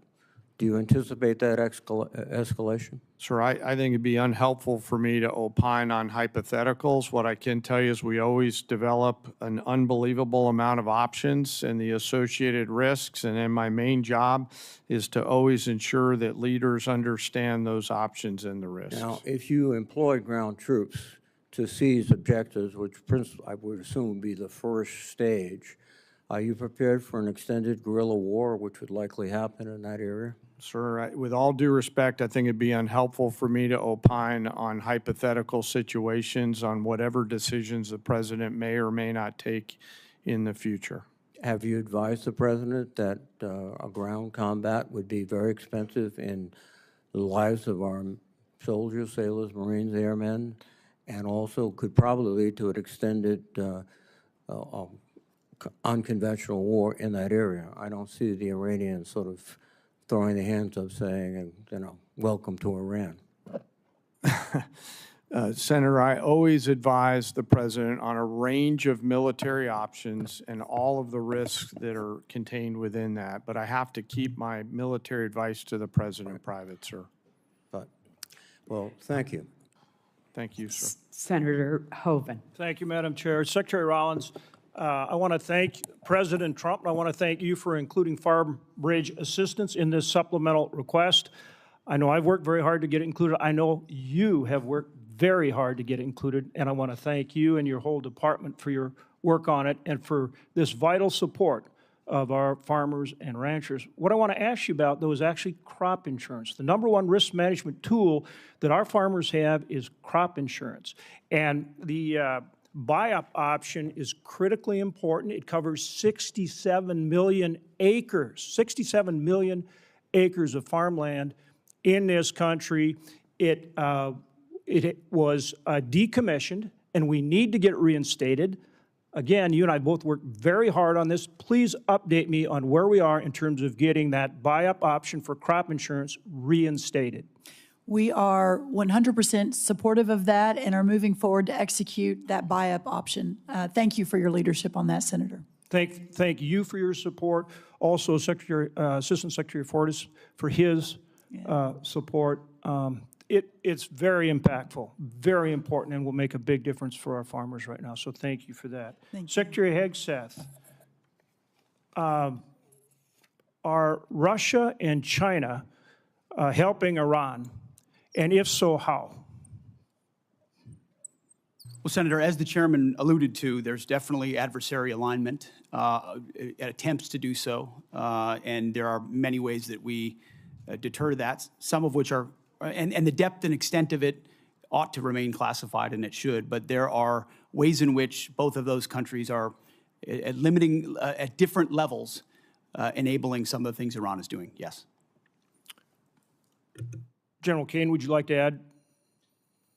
Sir, I'd rather not opine on the specifics because that would divulge what we know, and I never want the adversary to know what I know. I just want to know it. And hopefully we'll get a chance to do that in the Yes, sir. SCIF. Yes, sir. Happy to do that in the SCIF, sir. This relates both to the funding, but also, again, to how we achieve our objectives with Iran. Starting with you, Secretary, can we get to the point, and we're seeing continued, I think, improvement and progress on this, but essentially where we can work, and hopefully our allies they need to step in there with us, but where we get to the point where we can operate in the Strait of Hormuz, but keep Iran blockaded.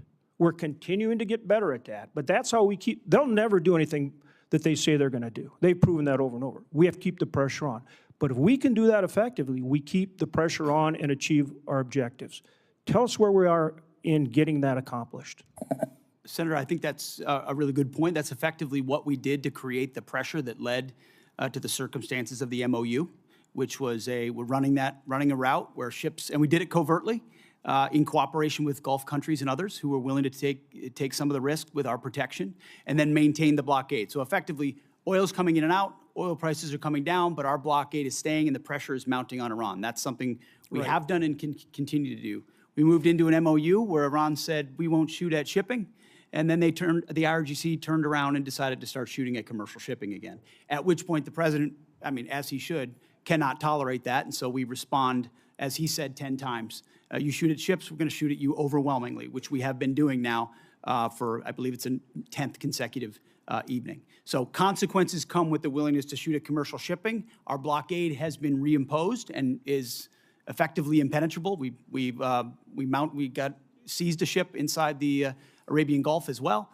So there's a lot of different angles to it, a lot of levers we can pull, and ultimately a lot of the strikes that Admiral Cooper and CENTCOM have been undertaking are taking Iran's ability to see and sense away in the Strait of Hormuz, which has tactical benefits for us. And that's what this funding is about. This funding is about making sure that we and our allies can operate in the Strait of Hormuz, which helps bring down energy prices for every single American consumer, and that we force Iran to meet our objectives. Isn't that what this package is all about? This is a peace through strength package. Right. That's what 1.5 trillion has always been about, a generational investment at as the chairman alluded to, a step change moment. We need to be able to do it at speed, at scale, with autonomy, with AI, with exquisite high cost and low cost, to be ahead and stay ahead so that you're not just able to do what we need to do in the Strait of Hormuz, but deter adversaries like Russia and China from getting involved in future contingencies. And just General Caine, for any follow-up that you would like on that issue. Sir, I wouldn't have anything to add. Okay. Again, thank you, and thank you to all of our men and women in uniform. We appreciate them so much. Senator Shaheen. Thank you, Madam Chair. Secretary Hegseth, since you last testified before this committee, we finally received the spend plan for the $400 million FY26 appropriation for Ukraine security assistance. This funding was passed back in January, and now there are only 3 months left in this fiscal year. And while I appreciate that we now see what most of the funding is intended for, I just heard from the CEO of one of the manufacturers of the defense articles that are contained in the spend plan that they not only haven't received funding, but they haven't even seen a contract. So when are we going to see a contract for those defense articles that are contained in the spend plan for Iraq? Or I'm sorry, for Ukraine. For Ukraine. Senator, I'll have to get back to you on the specifics of the timeline of that. I'll talk to our policy shop as well as the EUCOM commander to determine where that's at. Well, you've told this committee that you've barely spent half of the $150 billion in reconciliation funding. And if you still have $75 billion available, why are you asking the American people to absorb the cost of a war they don't support, instead of asking for transfer authority for unspent reconciliation funding, especially if you can't even get $400 million in Ukraine funding out the door? As I mentioned earlier, Senator, that money from the One Big Beautiful Bill is otherwise allocated to the rebuilding of our military with priorities of the president like Golden Dome for America and hypersonics and other munitions investments that we made up front as we tried to adjust the Biden budget into an America First budget. And so reallocating that away from those priorities is robbing Peter to pay Paul. Those are allocated to rebuild. But my point is, and ultimately we're committed if you can't to spend this it year's on agenda. a timeline that makes sense, why do you need to come back and ask for more money? Wouldn't it be better to spend money that you already have? And one of the things I noted was, or at least I think that this supplemental doesn't include funding to repair damage to our bases or to our military infrastructure in the region. And I have not heard that we've gotten the full extent of any of those damage estimates. So should we expect another request to address that military construction costs?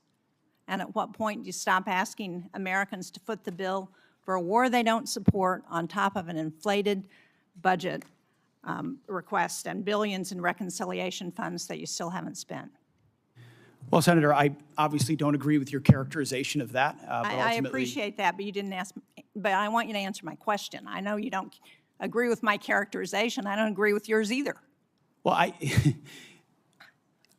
one of the reasons I take issue with that characterization is something that Senator Durbin said when he talked about Ukraine and he talked about winning. And I appreciate as much as anybody winning a war. But I sit in front of a committee that wants to talk about winning a war that's been going on for 4 years and talks about strategic defeat of a conflict that's been going on for 4 months to prevent Iran from getting a nuclear bomb. I would hope for some perspective in this town of the historic nature of what President Trump is undertaking. Do you want radical Islamists to have a nuclear bomb that can stare down the world? Because I have limited time. I don't understand. If you can't answer my question, then I will move on to my next question. Secretary Rollins, the timber industry has also been hard hit, as you know, by trade wars, by drought, by wildfires, by other natural disasters that are increasingly common. In New Hampshire, which is the second most heavily forested state in the nation, one of the things that we really need, as you know, because we've had this conversation, is a research program and Forest Service staffing on the ground in a variety of ways, but particularly at Bartlett Experimental Forest. These small investments in research and staffing and sound management help make the forest economies healthier and more competitive. I very much appreciate your having staff visit Bartlett last week with my staff and with staff from the governor's office. But can you commit to restoring staffing at Bartlett and to keeping the facilities there open now that you've seen the critical nature of that research? Why don't I follow up with you? I have not gotten a report from their visit, so I would like to do that first. But obviously, you and I have been in a continuing conversation about that. The good news, there's no doubt our timber industry is in distress and has been for a long time. The fact that we import 90% or something from other countries of our lumber needs is crazy. We're changing that. But the good news, we had more board feet sold last year than any time in 30 years. This year, we're going to exceed that target again. So we're making the right moves on this, but there's no doubt that research is important to that, as we've discussed. And I'll follow up with our team, and then we'll reconnect. Thank you. I appreciate that. As you pointed out, research is critical to ensuring that the timber economy continues to be successful. Thank you, Madam Chair. Senator Kennedy.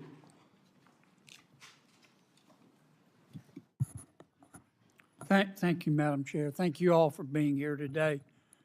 General, in the war between Russia and Ukraine, who do we want to win?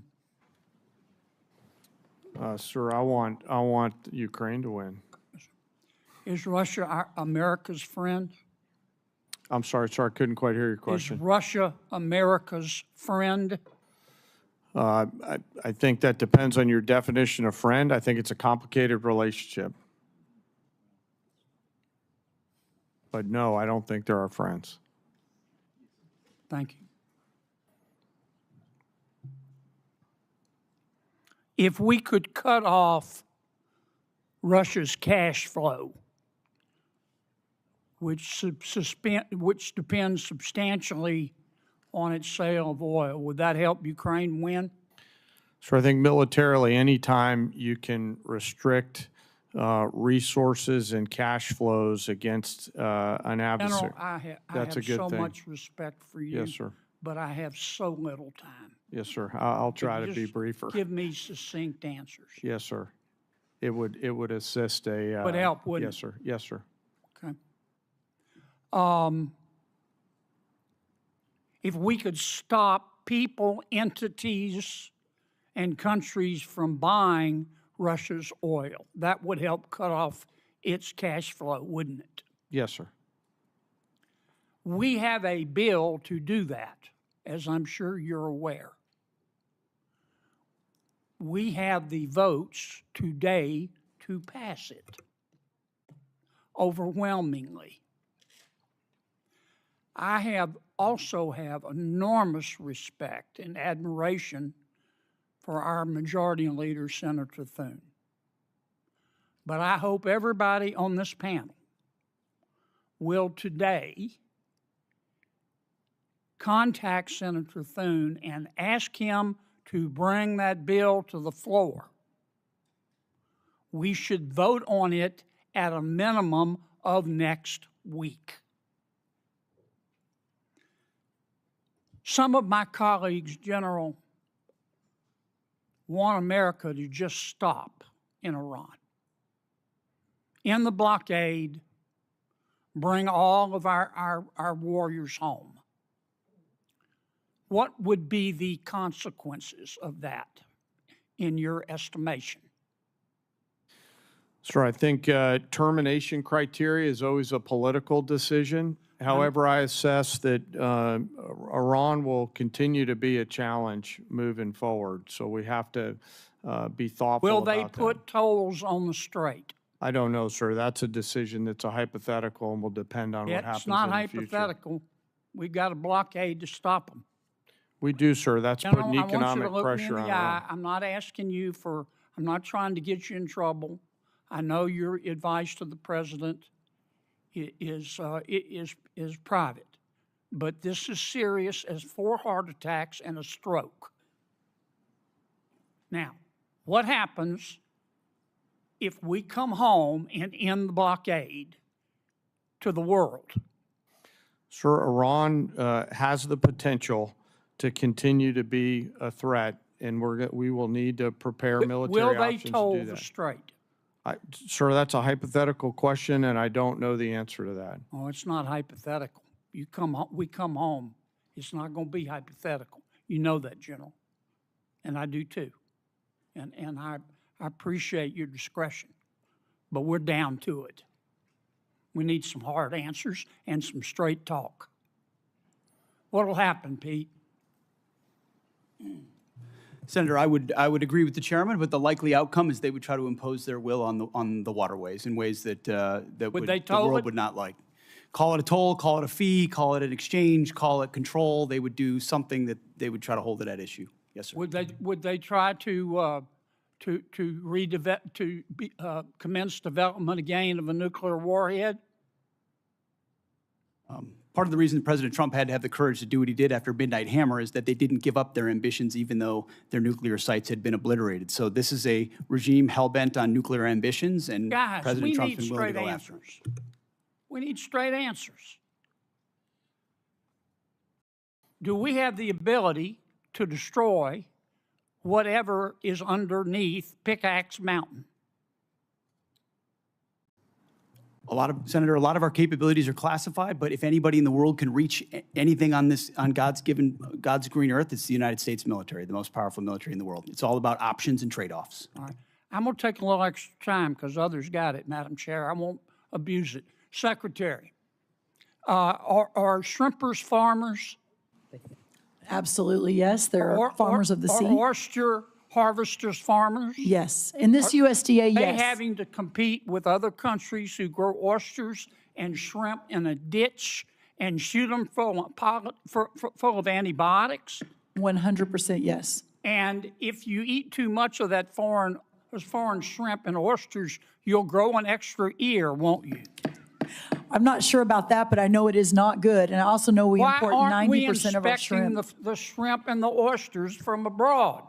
Well, it goes much larger than that. Why are we importing so much from abroad, which goes to the president's trade agenda? I'm in big trouble. Yes, you are. Guys, look, we need straight answers now. We're down to it. Senator Merkley. Thank you, Madam Chair, and Secretary Rollins. I appreciate your partnership on addressing several issues in Oregon, and I sent you information about a couple others, and you responded. Appreciate it. We'll follow up on the research service. We'll follow up on the concern about in-kind contributions serving as a match. But I particularly need your help on the fire funding. And I know you've indicated how important that is. Where we stand now is that the Senate seems hamstrung, that they're seeking to have OMB give them a number on that. Various sources say the number is probably about $5 billion. I don't really care if it's 4.5 or 5 or 5.5. The point is that folks here, senators, are asking for a number from OMB in order to go forward. And when we're looking at the fires right now, in my home state's the epicenter of the highest risk in the country. So can we get your help to get that number and move this process? Yes, absolutely. It is of paramount importance, especially in the middle of fire season right now. Thank you so much. Thank you. And Chairman Caine, I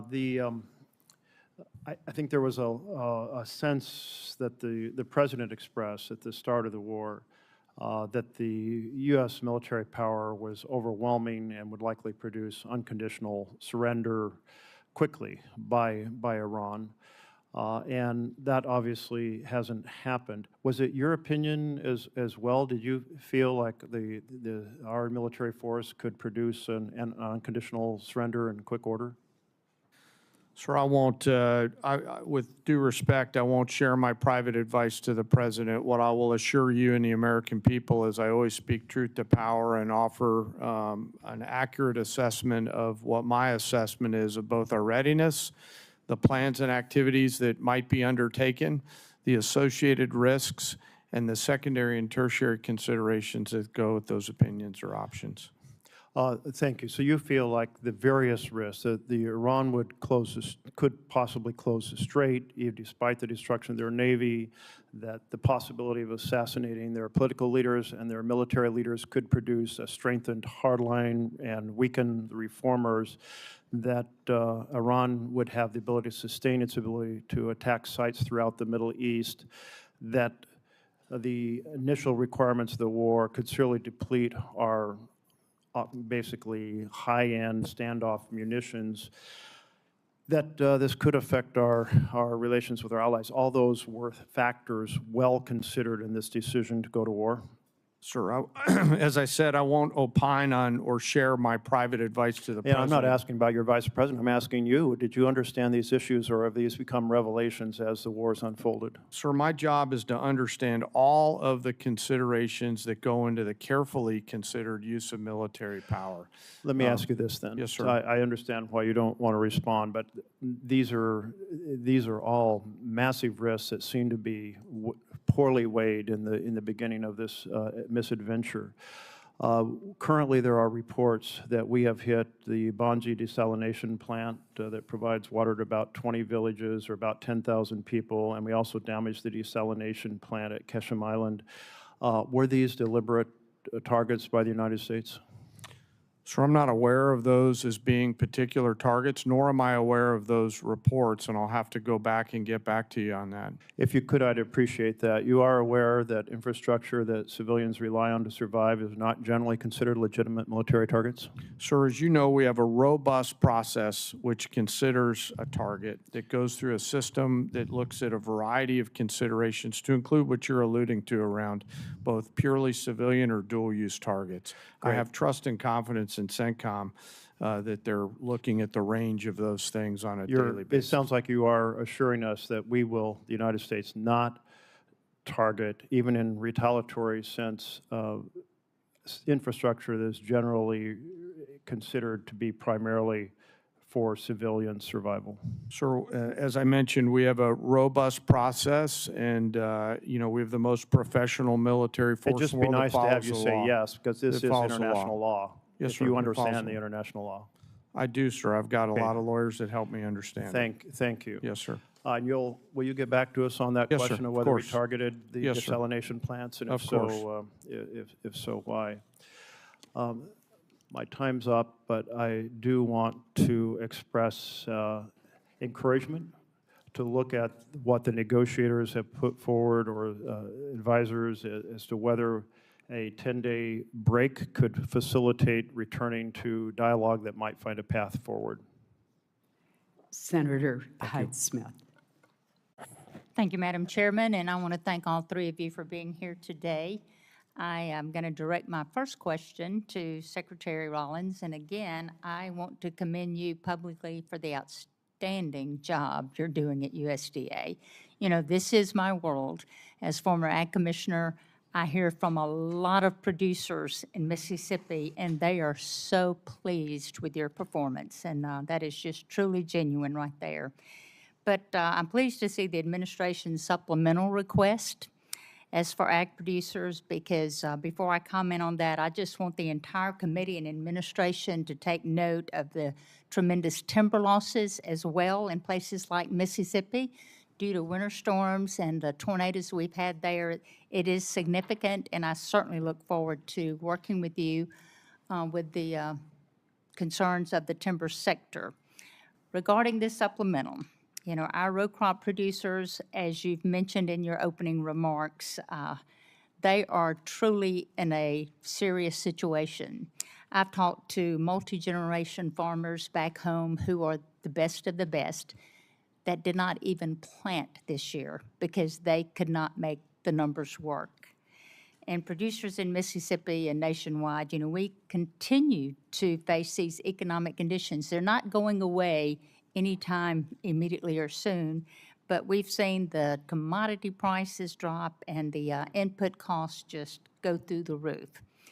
If we want the next generation to stay on the land, Congress, we're going to have to take this opportunity to provide this critical market assistance for our farmers and enact policies that build structural demands for commodities like the Buy American Cotton Act, that year-round E15, all of which would make the paths better, more favorable for these producers going forward.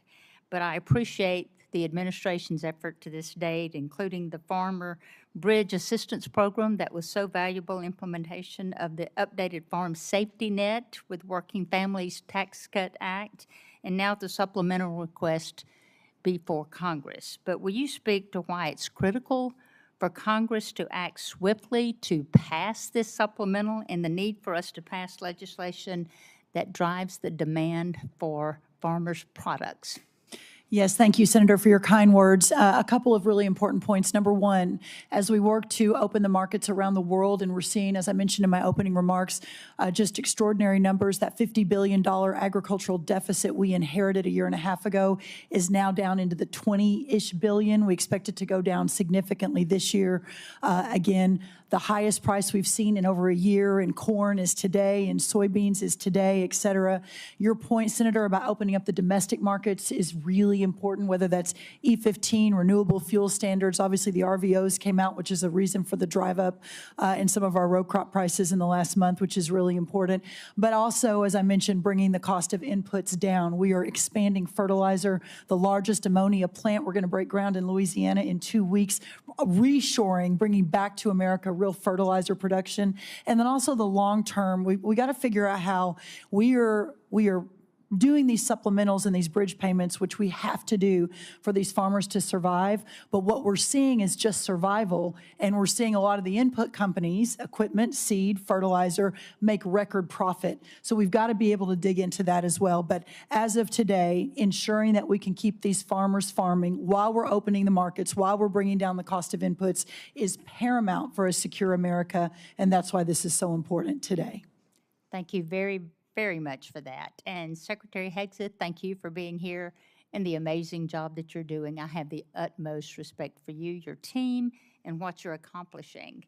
But I as well am committed to ensuring that our warfighters have all the tools necessary to accomplish the mission in Iran and whatever else that they need to defend our nation's interest. The supplemental request is in line with that goal. And I'd like to shift my conversation right now quickly to shipbuilding, which is extremely important to the state of Mississippi and our country's ability to protect itself. The President's FY 2027 budget requests funding for one DDG-51, while Navy leaders have said their goal remains to build 2 destroyers a year. And at the same time, the department is exploring options for using allied shipyards and overseas fabrication in future naval construction, which raises questions about the long-term role of the American naval industrial base or shifting work away from domestic shipbuilders. Shipyards like Ingalls in Mississippi, which I would love to invite you down to there. It is amazing, and the thousands of suppliers and small businesses they support, they need the confidence that the work will be there so they can invest in new facilities, hire and train skilled workers, and expand capacity that we will need in the future. Will you help or talk to us about the department's short and long-term shipbuilding plan and how it gives industry the confidence to invest? You just made the case for this generational investment because of the underinvestment, Senator, in shipbuilding in the previous administration. Just static, flat, bureaucratic, slow. We're having to revitalize that industry. And one DDG is a reflection of a backlog in capability. So as we ramp on more capacity, those numbers of DDGs, the workhorse of our Navy, will go up as we grow that force. The senator's time has expired. Thank you. Senator Coons. Thank you, Chairman Collins, Ranking Member Murray. Thank you, Secretary Hegseth, Secretary Rollins, General Caine, for your service. I want to start with the things I know we agree on. We agree that we should honor our fallen, that we should stop and remember them and console and comfort their families, that we should be mindful of the hundreds of Americans who've been wounded and injured in this war in Iran. General Caine, your observations about how our adversaries are aligning more and more closely. Technology is accelerating, and cheap and lethal and easily accessible drones pose greater and greater risks to our troops, our homeland, and our security. And Secretary Hegseth, that we need to protect our troops wherever our president directs them, that we need to protect our partners and allies, and that the dangerous radical Iranian regime should never possess a nuclear weapon. I think we agree on all of these core basic points. Where I think we may disagree is on this supplemental and on the strategic choices made to achieve some of these core goals. We're 143 days into a war with Iran, a war of choice that we started with Israel, but did not include, consult, or incorporate our core allies, our NATO allies, our regional allies, the American people, and Congress. And the reason to consult and include our allies and Congress and the American people is so that when the costs and the length of a war extend beyond what we'd initially imagined, the American people and their representatives in Congress understand that sacrifice and can continue to support it. I think your first strategic mistake was to not consult the American people in Congress and make a clear case for the reasons behind this war. There have been many, lots offered, and I think our military has executed on the core missions: attack ballistic missile sites, sink the Blue Water Navy, attack their proxies, constrain their capacity. But I frankly think it was entirely foreseeable that Iran would close the Strait of Hormuz, would use cheap, lethal, widely available Shahed drones that they've led the world in manufacturing to attack our bases, our troops, our partners and allies, and impose real costs. Higher costs in fertilizer, in fuel, higher costs for the world, and tragically, increasingly higher human costs for us and for our troops. So, two questions, two general lines of questioning, if I could. Mr. Secretary, your question says, without these supplemental funds, we will face critical shortfalls that threaten our ability to pay our service members and sustain global operations without disruption. You've been asked repeatedly, there's $75 billion appropriated but unobligated. Can we really not avoid critical short-term shortfalls? What does that mean about the budget management within the department in terms of unexpected and unbudgeted wars? First, Operation Southern Spear, and then Operation Epic Fury. I would just note, I was sort of updated, 95% of that One Big Beautiful Bill funding will be allocated by the end of September in accordance with congressional intent. So these are things we said we would spend, and we told you we would spend them on, and we plan to spend them on those things by the end of September. So this is a new request based on new realities of a world we face, stepping up to meet that moment. And forgive me, Mr. Secretary, but that's news to me, that $75 billion will be out the door, appropriated, allocated and spent by September. And I was simply questioning how we have ships running out of fuel in the open seas and planes being grounded and I didn't say ships were running out of fuel in open seas or planes were grounded. I'm saying we have to make trade-offs. Maintenance accounts are running everything out our of money. troops need on the battlefield, they're getting in spades and beyond.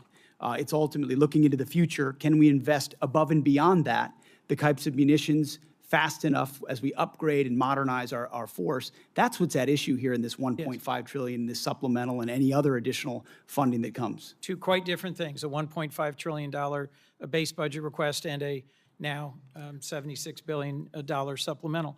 And I was simply going to point to Department of Homeland Security is sitting on nearly $100 billion in unobligated funds. You haven't requested reimbursement for the millions of, frankly, billions of dollars the department has spent on law enforcement. Second, we requested reimbursement and are getting a substantial reimbursement from DHS. That's good news, and that's news to me. And frankly, as we reflect on the service and sacrifice of those who put their lives on the line of this war, one of the things I've raised over and over and over is the ways in which this administration has dragged its feet on partnering with Ukraine in order to deploy the best-in-class sensors, detectors, and counter-drone systems to protect everything from Dover Air Force Base to our bases in the region, to our troops, to our partners. I want to see you focus on accelerating the defense of our troops and our nation, focus on accelerating the defense of our troops and this region, and a strategy that has a real chance at succeeding at the goals that we agree on. Because the strategy followed, I think, has no credible likelihood of success. Senator Britt.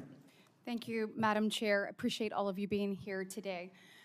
So since the beginning of the Putin's aggression into Ukraine, this body has passed 5 supplemental bills funding different portions of that war.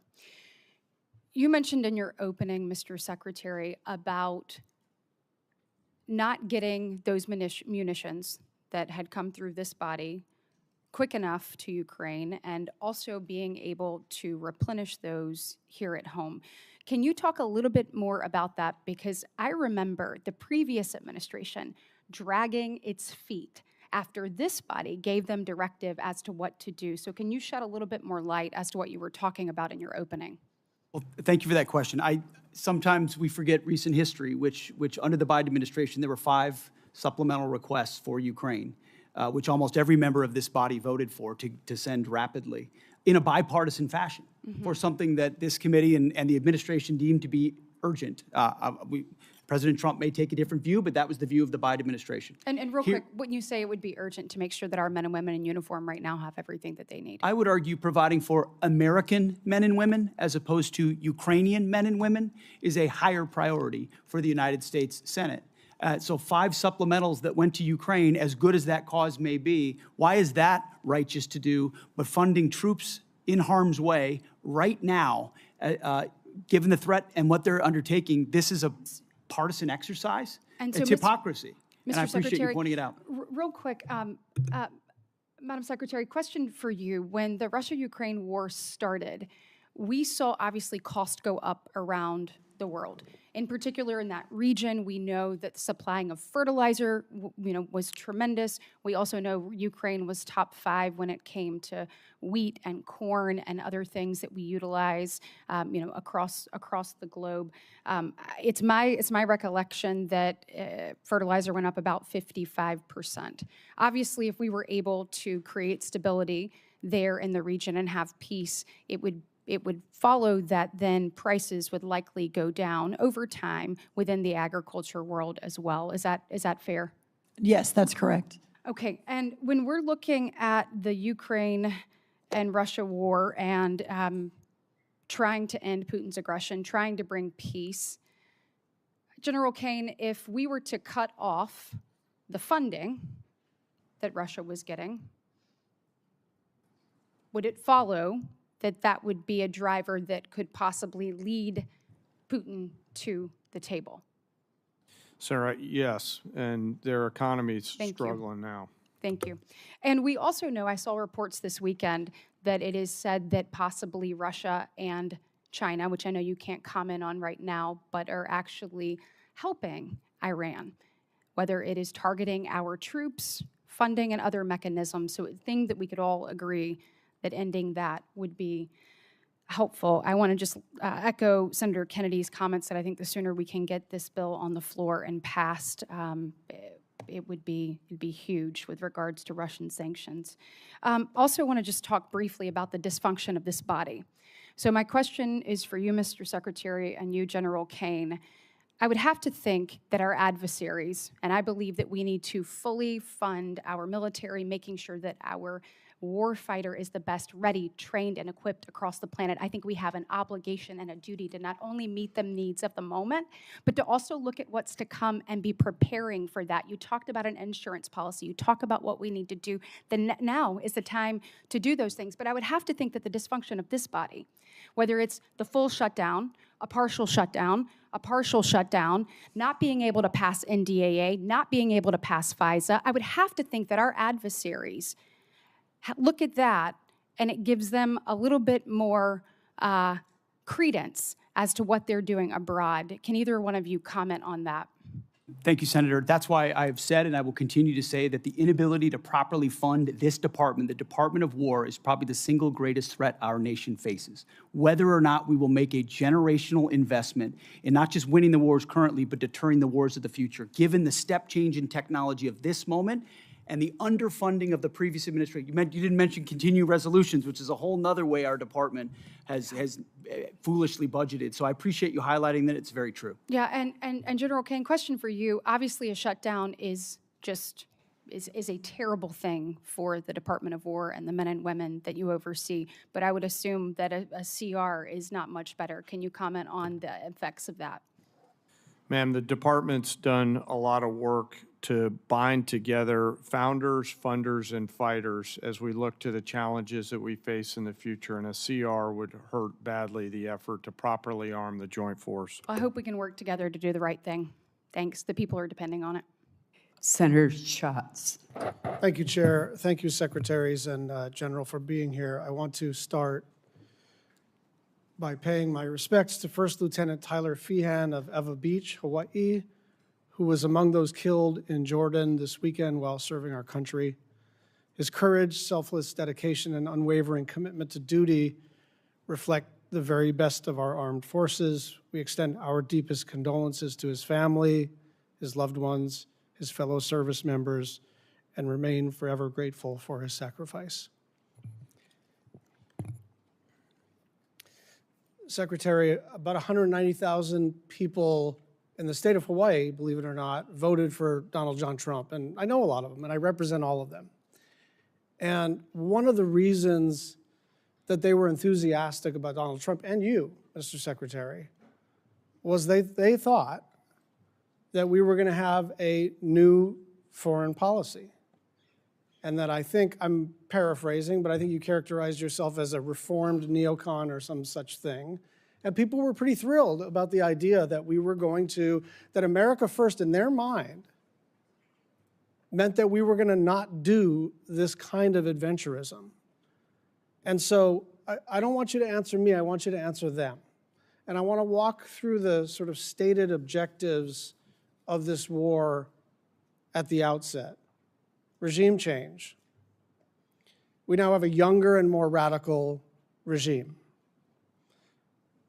Depleting, eliminating their conventional missile capability. It's true that we've depleted their conventional missile capability. It's also true that anything the Department of War sets out to do, it usually succeeds at. So the question is not, do we kick ass? It's when do we decide to use kinetic engagement to extend our power across the globe. And it's clear that Iran still retains enough conventional missile capability to attack our bases and our interests in the region.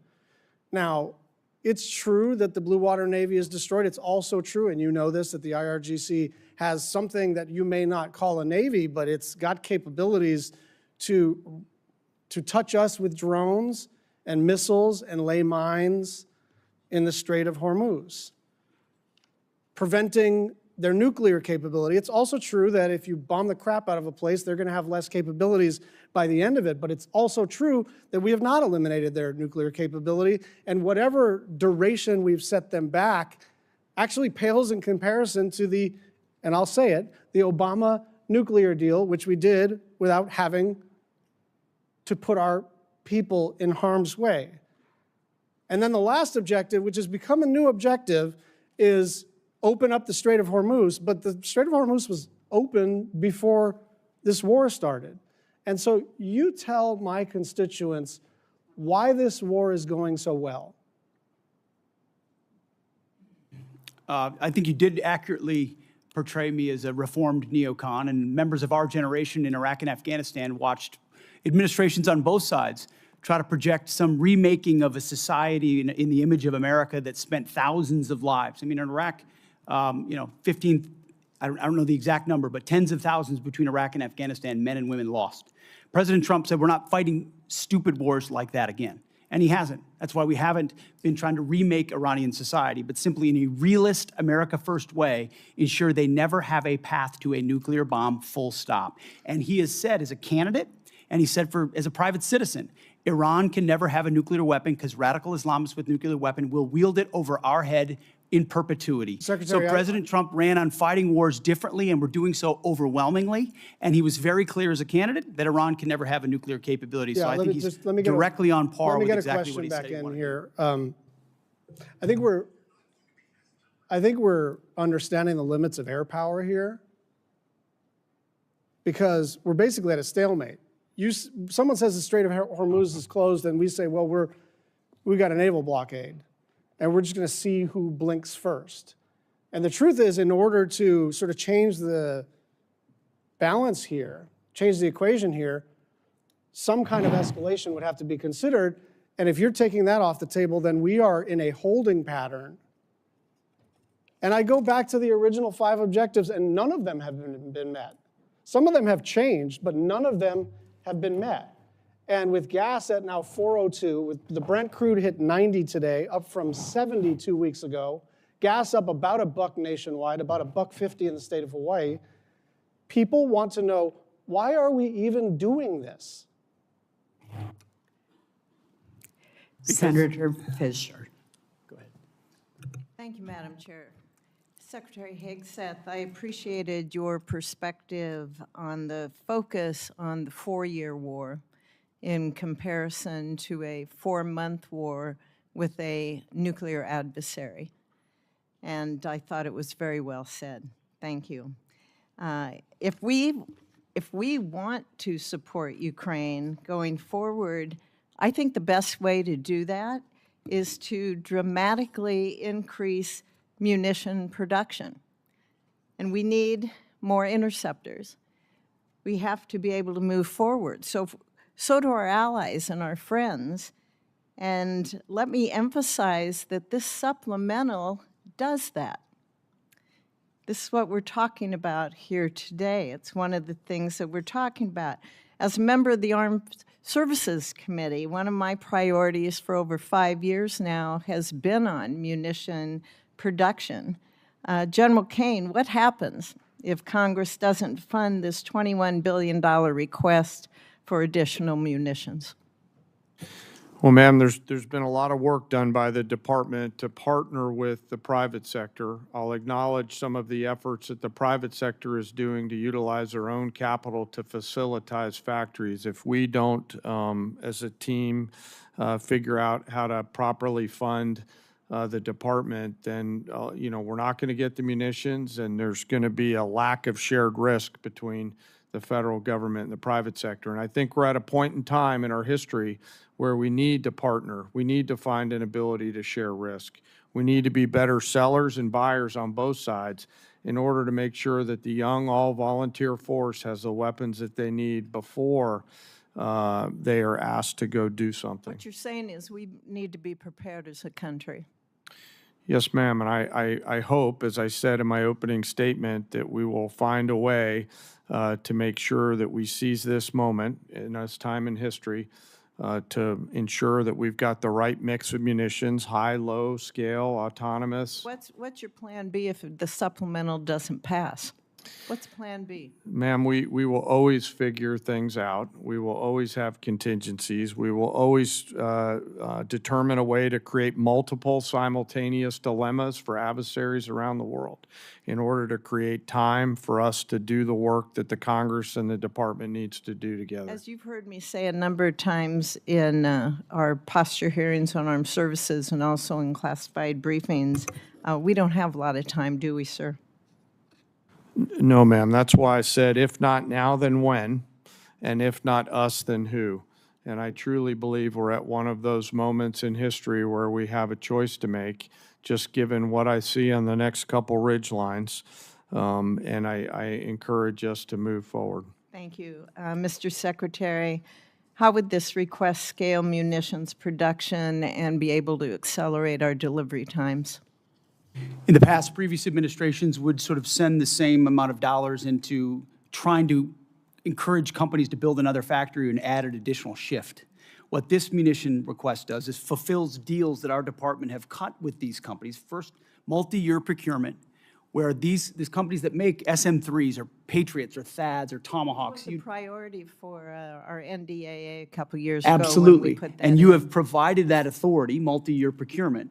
And now those companies are spending $4 billion, $5 billion, $3 billion on building their own new factories that then produce 2x, 3x, or 4x the amount of munitions than they did in the past, and they paid for it. So actually, in this budget, which is $21 billion, as you mentioned, it saves $18 billion over the FIDIP on munitions because we're buying munitions at today's cost and not at 5 or 7 years from now when we will also get them. I hate to interrupt, but we're running out of time. We also have the request includes $4.1 billion for our space-based capabilities, and that includes the AMTI and our space data network capabilities. And these really underpin the long-range kill chains and allow our warfighters to detect and also then to track the airborne threats. So, Mr. Secretary, what's the risk to the joint force if we delay these programs until FY28 or beyond?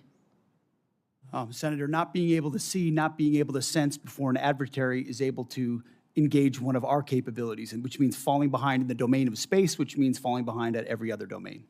Great, thank you. And General Caine, do you have anything to add on that about why Congress can't wait? I think you make such an excellent case on that. No, ma'am, I'll stick with the words that I offered. Secretary Rollins, thank you for your focus on year-round sale of V-15, for taking care of the horrible disasters we've had in Nebraska. We appreciate you coming out. And I have a couple things more, of course, that I want to bring to your attention, but thank you very much. Thank you, Madam Chair. Senator Van Hollen. Thank you, Madam Chair. Secretary Rollins, the Beltsville Agricultural Research Center in Maryland is one of the crown jewels of agricultural research in the United States. And my question is simple. Can we find some time to get together in the coming weeks to discuss the situation there? Absolutely, yes. Thank you, Madam Secretary. Yes. Let me turn to the Iran war. We recently lost 3 American heroes. That brings the death toll for American soldiers to 18. 1 is still missing. Hundreds have been injured. That's on top of the civilian death toll throughout the region that now stands at several thousand, including the over 150 people killed in the bombing of an elementary school in Minab in Iran. Meanwhile, the Strait of Hormuz is closed. Gas prices today in the United States again spiked above $4 a gallon. And that will also continue to push up costs for groceries and other things that families buy. Secretary Hegseth, you said in your opening statement the best way to ensure peace is to prepare for war, and I agree with you about deterrence. I would also submit that the best way to ensure peace is not to start wars, because wars are a lot easier to start than they are to end. General Caine, I heard your testimony saying Iran will continue to be a challenge. And I think it's pretty clear that that is, in fact, the case. And, General, in order for you to develop a military strategy to accomplish a particular objective, you obviously need to know what those objectives are, right? Yes, sir. It all starts with what is the political objective, and from that we derive military objectives that support whatever that end state. And as you say, that is a political objective. Yes, sir. So, Mr. Secretary, you've talked a lot about winning. You've talked about winning in your testimony today. You've talked about winning throughout the Iran war, and we all like winning.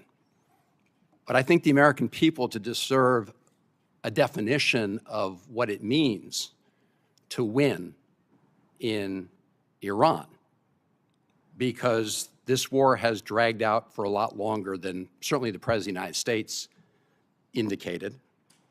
Indeed, the President said on March 24th, and I'm quoting, "We've won this war. This war has been won." Do you know what the President meant by that back in March? Well, Senator, I would just note that militarily, I mean, Iran has been completely overmatched and crushed from the beginning, militarily. Their capabilities are nowhere near ours. I would take issue with your characterization that we started this war. Iran started this war 47 years ago, and they've killed thousands of Americans, including our brothers on the battlefield in Iraq. Iran has been targeting us for a long time. Mr. Secretary, we didn't start it, they did. Let me just ask you this, since you said that what the President meant by his statement on March 24th, I think that we had sort of defeated Iran militarily. But that is not the entire objective of this war. I don't think there was ever a question about whether the United States, with its superior military, could destroy a lot of Iranian assets, military assets, or other assets. That was never a question. But when most people think of winning the war, they think that that means the war is going to come to an end because we've won. And the President said back in March that we'd won. So I guess my question to you is, how are we going to define winning? I hear back in March, you said about the Iranians, and I quote, "Whether they will have a ceremony in Tehran Square and surrender, that's up to them." So my question, Mr. Secretary, reopening the Strait of Hormuz is necessary in order for us to win, right? That's just a simple yes or no question. You asked me what the overarching objective is, and I would say ensuring Iran never has a nuclear weapon. That's been clear from the President from day one. That's why Midnight Hammer was undertaken, to obliterate their nuclear sites. That's why we're watching their nuclear sites. That's why that was a part of negotiations, ensuring that the next generation of Americans don't have to deal with an Iran that wields a nuclear weapon. Since that's what you're leading with, Mr. Secretary, let me just say this. You said after Midnight Hammer, and I'm quoting, "Our bombing campaign obliterated Iran's ability to create nuclear weapons," unquote. Clearly, that is not the case based on your testimony today. It's also a fact that the DNI, Tulsi Gabbard, testified in front of the Intelligence Committee that it was our assessment that Iran did not intend to restart its nuclear program. The President of the United States, just about a week ago, said Iran has committed not to develop a nuclear weapon, which of course is a commitment they've made for many years. We need to enforce that. That's what we are doing under the JCPOA. Thank you, Madam Chairman. Senator Rounds. Thank you, Madam Chair. I had the opportunity to serve as governor of South Dakota for 8 years. During that time, we deployed over 5,000 young men and women into harm's way, National Guard members from South Dakota. I attended their departure ceremonies. I attended their welcome home ceremonies, and I attended 31 funerals. One of the main reasons that I decided to come to Washington was because I never wanted to see young men and women going into harm's way again if they didn't have the best leadership, the best training, and the best equipment possible. Now, this body, the Senate, with regard to the Iranian war, to date, this body has chosen not to impose war power limitations on the president, nor have we pushed for the withdrawal of forces from the theater. I think the decision to take out Iran's nuclear program and their missile production capacity was the right one, and it should have been done a long time ago. But when the president did that, we also assumed that there would be risk involved. And when you put young men and women in harm's way, you want to do everything you can to make sure that you get in, you get the job done, and you get out. I think that's what we talk about. Now today, it has been since February that we now have the Iranians that are shooting back. We haven't finished the job. I think the question that the American people have is when the difficult decision comes, because I don't think diplomacy is necessarily working, and I think most people would say we've got more issues in front of us before this is complete. For General Caine, when the time comes and the president is asking for the decisions about the options available to him to appropriately end this war favorable to the United States and to take care of this problem permanently, are you prepared to provide him with the appropriate options that he is going to have to make a decision to choose from? Sir, I always provide the president with appropriate options and risks that he can choose from. And those options that he will have to choose from will cost money. And that's our role here. Because if we don't do it right, young men and women die. Yes. My question to you, sir, is this. You've offered a supplemental request, and I recognize that it's part of a $1.5 trillion overall. But is this enough money to get the job done, or is this going to just get us far enough until we've got to come back in here, and in the meantime, we may very well not have these young men and women out of harm's way yet? That's my question. Sir, I want to first start with recognizing your 31 fallen from home and mourn their losses. We carefully consider the use of military force every single day. And the most important thing that I do is make sure that the president and the other leaders understand the risks and carefully consider the Dover test, a place you've been many times. And that is, are we willing to go to Dover, as we will tomorrow, to bring back the fallen? I can't answer the question on what it will cost because the enemy has a vote. What I'll commit to you as this plays out, we'll make sure that the Congress is informed, but because I'm not quite sure how this is going to play out yet, it would be unwise for me to comment on what a future cost may or may not be, depending on what they choose. Then, General, you will provide a plan to Congress at whatever the appropriate classification level is on what resources are required to execute what the president's intent will be to successfully end this conflict? Sir, I will always make sure that, as we have, that we're moving data as appropriate to Congress. Yes, sir. Okay. Let me come back in just in terms of follow-up on this a little bit. Some have criticized Operation Epic Fury for expending many of our munition stockpiles. Were our munitions, the inventories of those munitions, and the capacity of our munitions industrial base sufficient for great power competition with near-peer adversaries like China prior to Operation Epic Fury? Secretary Hegseth? Senator, as I laid out, because of the previous administration, funding shortfalls, munitions transferred to Ukraine and not replaced, and then ignoring threats, it built a lot of risk that requires this kind of investment. So you'd look at the $67 billion alongside the remainder for 1.5.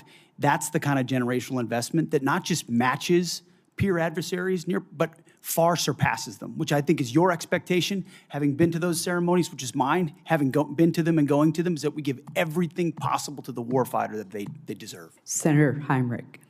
Thank you, Madam Chair. Thank you. Thank you, Madam Chair. General Caine, our military is the best in the world, and so I don't think any of us should be surprised with the technical execution of its attacks on the Iranian regime's forces. They've been flawless. What I don't want us to confuse is flawless technical execution with long-term strategic success. And I think one objective that is relatively modest, because it puts us back to where we were when we started this, but nonetheless is incredibly important as a critical objective, is that I want to see the strait open again, and I want to see it open where shippers can transit that strait without being extorted by Iran. And I would love to see that before our commercial and other oil reserves are exhausted because of the impacts that will then have on the pocketbooks of American families. Is that a reasonable objective, and is it one that you share? Sir, I'll defer on the military objectives to the political leaders who set them. What I can tell you is U.S. Central Command is working hard to ensure that Iran cannot terrorize the southern flank down there, and they're doing so every single day and night. And you and the rest of the Senate would be proud of the actions and activities for the forces that are down there. The character of war is changing, though, like I said in my opening statement. And so there's a variety of mixed munitions that are down there coming at the commercial traffic. But I would like to be clear and unambiguous with you and the rest of the Senate and the Iranian forces. They have a choice to make, and they should knock it off. I have no doubt I would be incredibly proud of the actions of our service members in this conflict. And I hope we can achieve that kind of strategic objection on the timeline that obviously avoids the worst impacts of the limitations of commercial oil supplies right now. Secretary Rollins, I want to shift gears. One of the things that you mentioned in your opening statement that we appear to agree on is that there is simply too much consolidation in a number of agricultural sectors. You mentioned fertilizer and seeds, but in particular, I want to talk about the meatpacking industry because in a previous Trump administration bailout, about $90 million went to the corrupt Brazilian meatpacker JBS. I think that Congress really intended those funds to go to American ranchers. So I want to ask you, what are you going to do this time around to ensure that the proposed relief dollars that we're talking about today, that those funds go to American producers instead of to the very foreign corporations who have created the business model where ranchers bear the risk and meat packers reap the profits? Well, that's right, and we're obviously at a 75-year herd low. There are a lot of reasons for that, but working to solve for that. Number one, the Department of Justice is investigating right now significantly the but especially the 2 foreign-owned. Number two, USDA is investing significant funds in deconsolidating packing and supporting mid-size and smaller packers around the country. I know that wasn't your question, but just to answer the bigger question, which is a really important one. But But from my perspective, what the Trump USDA 2.0 has been hyper-focused on small and mid-sized farmers and ranchers. We have worked really hard on the $40 billion that has already moved through to make sure that that goes to where it is intended, which is not multinational foreign agricultural corporations. I very much support the efforts of the Department of Justice. I think there is a very important antitrust case to be made here. At the same time, I've watched as your department has rescinded 3 important rules that were put in place to protect farmers and ranchers from unfair practices by the large meat packers. Those rules were supported by the American Farm Bureau and the National Farmers Union. Explain that discrepancy to me. Which rules? I'm not tracking. The inclusive competition and market integrity rule, the transparency in poultry grower contracting and tournaments rule, and the poultry grower payment systems and capital improvement systems rules. The packers and stockyards, I think is what you're talking about. So we are executing an additional review on that. I think that the point is very well made, that sometimes that inures to the benefit of the larger corporations. As I have begun to make a larger case and a more vigorous case in the importance of deconsolidation, we'll be taking a second look at that. And I would love your input. And I would very much support deconsolidation. Thank you. Senator Hegseth. Thank you, Chair Collins. Thank you all for being here today. In my brief time in the Senate, I've learned that we're really good at embracing our oversight role, but oftentimes there are many people who don't want to do their jobs in terms of funding the government on time and actually doing the work that we're supposed to do as appropriators. And I'm not for blank checks. I believe everybody should be accountable, but I also believe we should do our job. And now we have a supplemental funding request that we're discussing today. We're waiting on getting an NDAA done. Despite the chair's best efforts to facilitate forward an appropriations process, there's question of whether that will get done on time in September. And my question, start with you, Secretary Hegseth, just to talk a little bit about what the consequences of failure, what this really means to not do this on time. Because I've talked to defense contractors.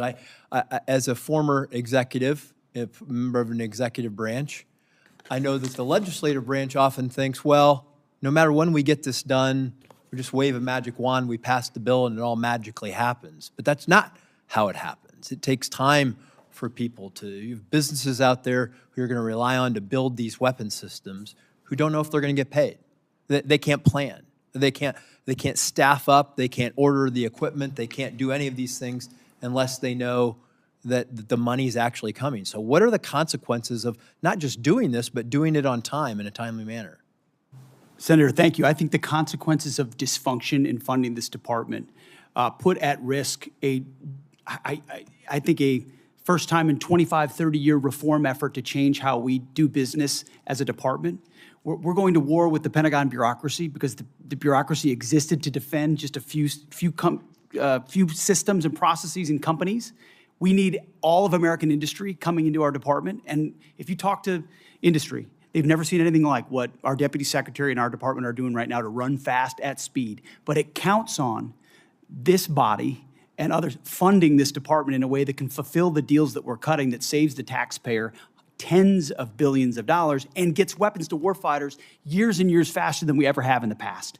So without the funding, we put at issue all those deals, all the reforms, all the ways in which we're changing our department to move at the speed of business. So it's not just dollars and cents. It's demand, it's predictability, it's showing industry we will meet you at this moment. And if we can't get past our dysfunction to fund the warfighter, we put a lot of that at issue. General Caine, same question from a military point of view, not knowing if, when the funding's going to come, and us not doing our job on time, what are the consequences to the warfighter? Sure, I'll just add to the Secretary's comments, you know, it'll manifest itself in a range of ways, readiness, capability, munitions, training, cyber, unmanned autonomy. This is why I'm really asking for the Congress's help here, for us to look forward at the next couple ridge lines and to be thoughtful about the moves that we make here. And I understand the environment that we're operating in right now. But whatever structure the legislature and the executive branch determine, we need predictable capital, my investor hat on from my previous life, so that we can go out and procure the capabilities that we need before we need them. And those things are changing.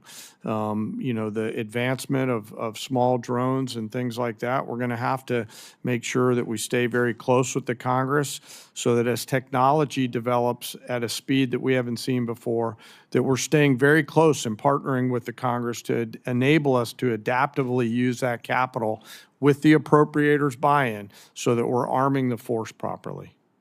Well, I can tell you in interacting with the people who are that want to build these new generation of weapon systems, because I think you would agree that we've learned a lot from Ukraine. We've learned a lot from this conflict about how we were underprepared from the standpoint and from a defense standpoint, and that we have to continue to modernize our system, the weapon systems. I think it's very important that we not only do our job, but we do it on time, because you cannot run a Department of Defense, run businesses who are supplying these things without knowing if you're actually going to get funded. Because the whole supply chain, the workforce, everything gets held up when we don't get our jobs done on time. So, yes, sir.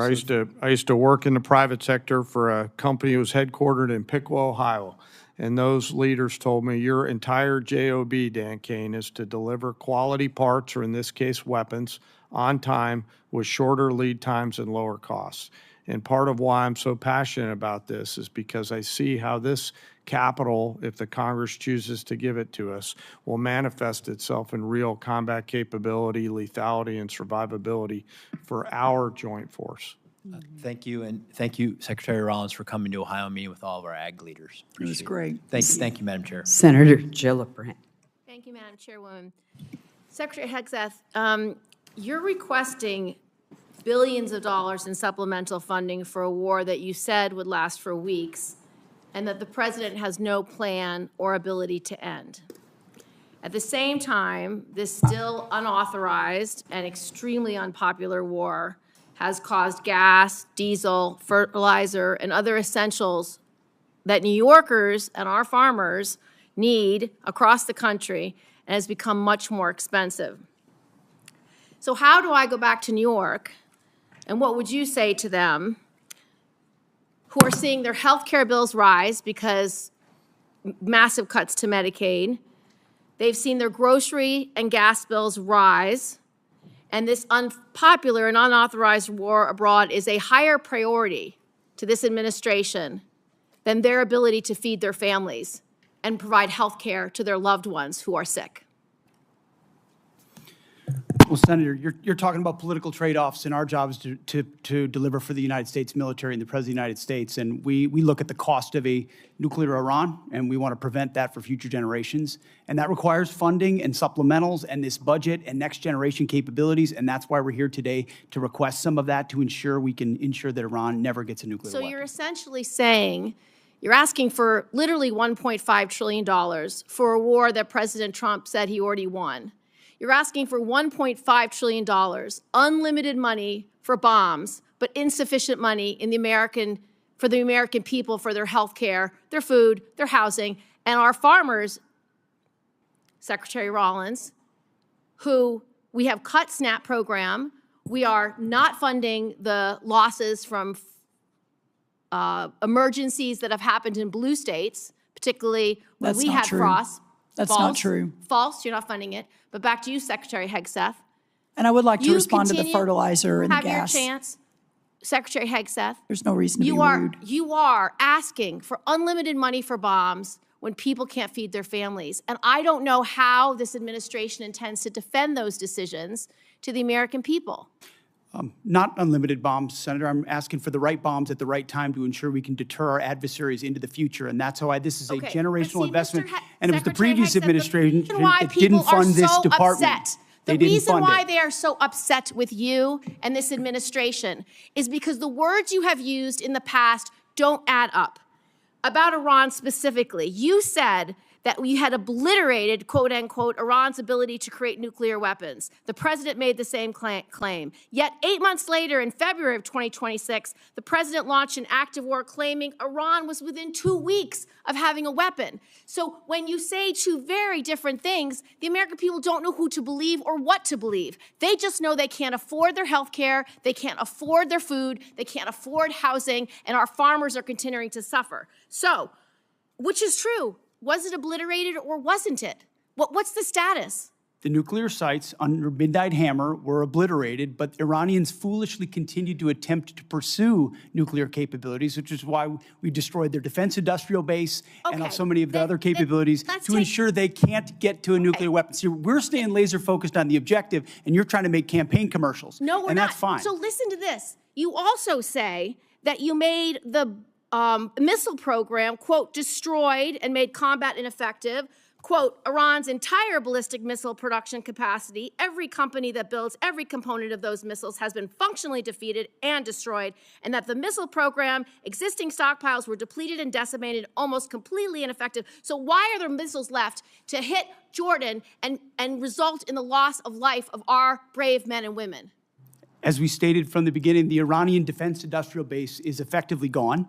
But they do have underground facilities because they're the world's leading state sponsor of terrorism, and they've spent 47 years trying to hide their missiles under mountains, just like their nuclear capabilities, because they would like to get a nuclear weapon to wield it against us. Of the war to believe, because it's either over or it's not over. It's within 2 weeks or it's not 2 weeks. We have no missiles or we have missiles, and that consternation is why so many New Yorkers are perplexed, stressed out, and find this war to be incredibly unpopular because they don't understand the choices that the president's making. They don't agree with those choices. Secretary Rollins, so you have cut over 160,000 New Yorkers have been kicked off SNAP. What do you have against hardworking New Yorkers, children who need SNAP, and seniors who need SNAP? Well, first of all, diesel is down under Biden versus today, 581 versus 480.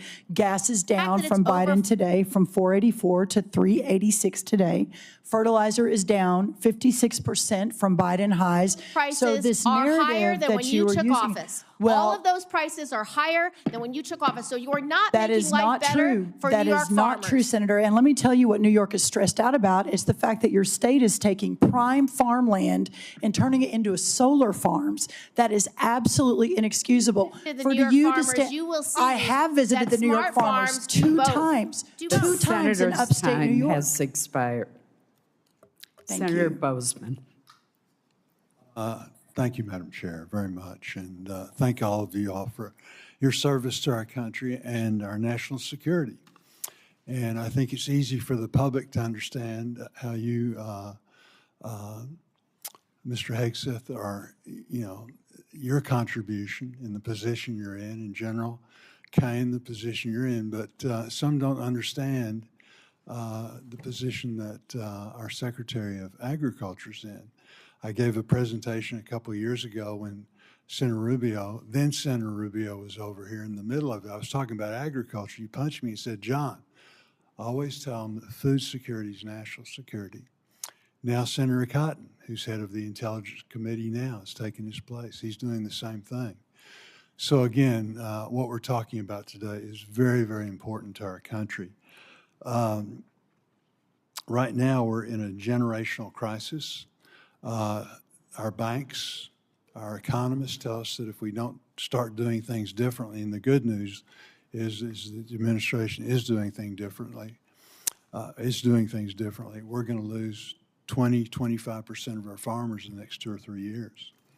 I visit almost daily with farmers about the difficult farm economy, wildfires, flooding, all the things we've talked about today. My only concern is that the supplemental is very much appreciated.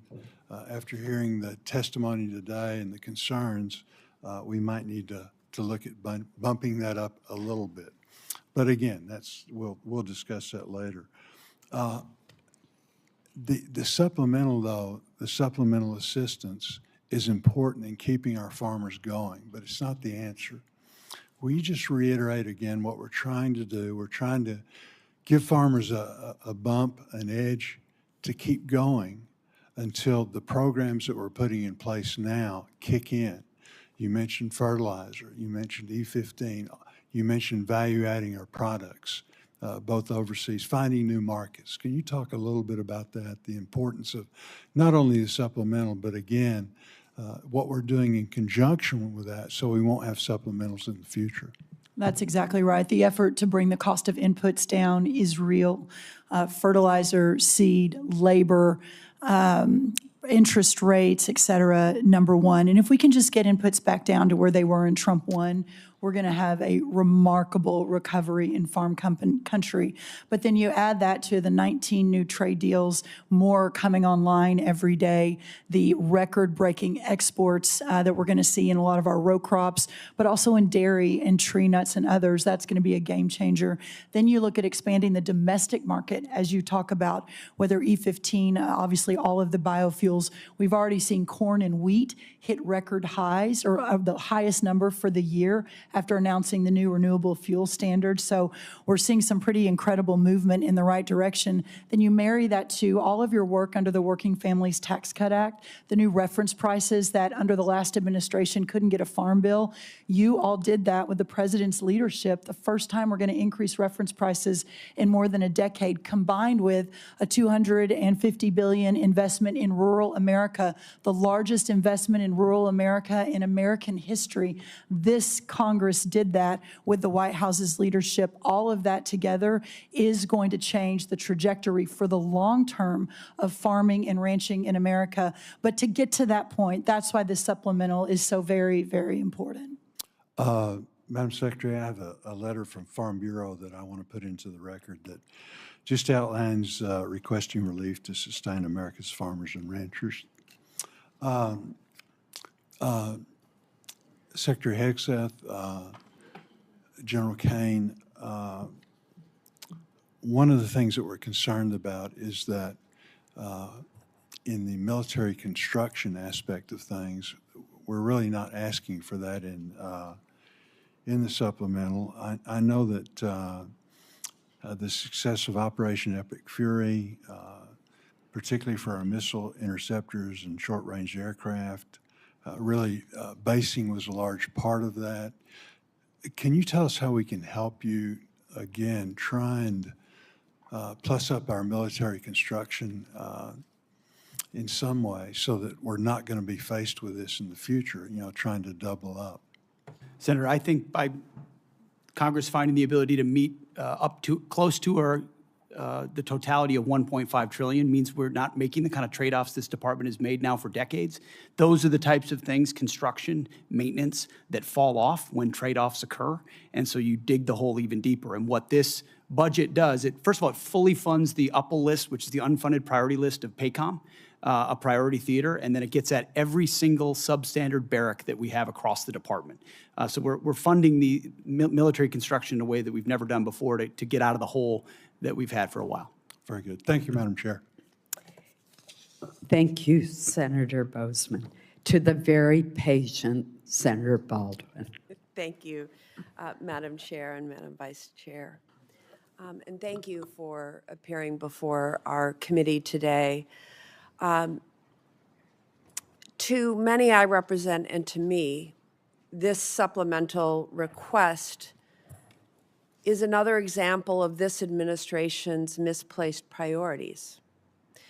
Instead of spending tens of billions of dollars more for this president's war of choice in Iran, that both houses of Congress, I may add, have voted to end absent explicit authorization by Congress, we should be focusing on the needs of American families. We could invest this money to accelerate new cures and treatments for cancer and Alzheimer's. We could use it to help more families with rising home energy costs. We could use this funding to help more families afford quality childcare. We could use this funding to help more kids get free school lunch. We could use this funding to restore health care for working families. We could use this funding to support our public schools and special education.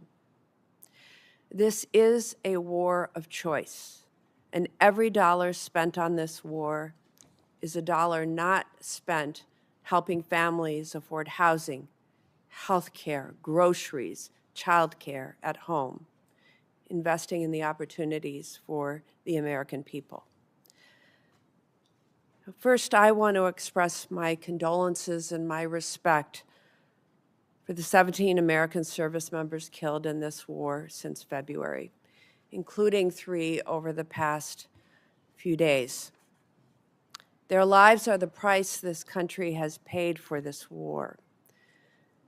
The deadliest day for U.S. forces was on March 1st, when an Iranian drone struck an army facility at Port Shuaibah, Kuwait, killing 6 soldiers and injuring more than 30 others, including soldiers from Wisconsin. Soldiers from the unit stationed at Port Shuaibah told reporters that the facility did not have adequate air defense capabilities. These soldiers and their families believed they were sent into harm's way without the defenses they needed. Secretary Hegseth, what would you say to those soldiers and their families?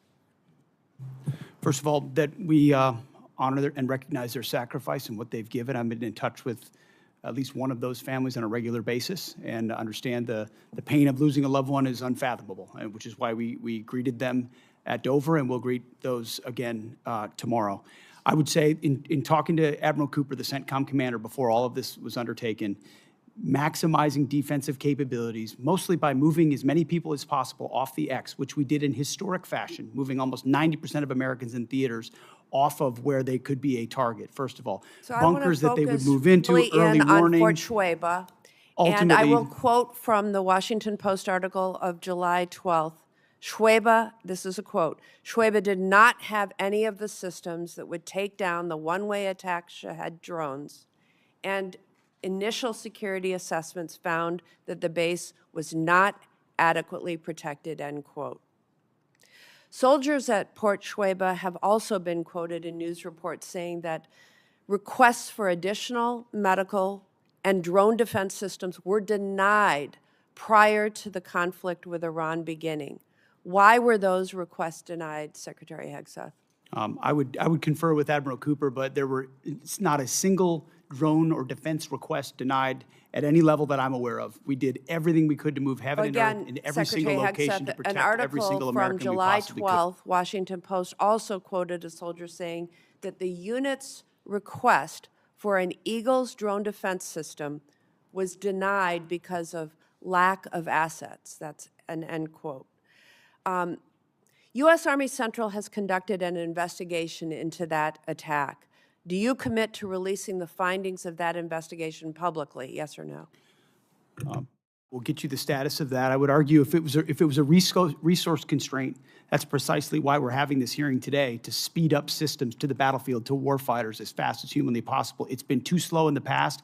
It needs to be faster. The reforms we're undertaking will do findings that. of that investigation publicly, yes or no? I will work with Admiral Cooper to make sure it's handled properly. Yes, Senator. Thank you. Secretary Hegseth, I traveled to Walter Reed Military Hospital and met with soldiers who were injured in that attack. What they told me confirmed what other soldiers have said publicly, that most of these soldiers injured in the attack did not receive proper medical care in Kuwait, in Germany, or during their initial days back in the U.S. The U.S. military has been fighting wars in the Middle East for 25 years. Why was proper medical care not immediately available to these injured soldiers, and why were they not immediately screened for traumatic brain injuries? I'm not taking issue with the characterization of individual soldiers, but I would argue that every effort was made to provide every level of medical care possible, understanding how CENTCOM operates. The senator's time has expired, and there is a vote on. Senator Capito. Thank you, Madam Chair. Thank you all for being here. Thank you for your service. I want to begin because the last time that I saw you, Secretary Hegseth and General Caine, was at the Pentagon when you honored Andrew Wolf, who was attacked here in D.C. in November. and then the honor that you have given to Sarah Beckstrom and her family who lost her life that day as well.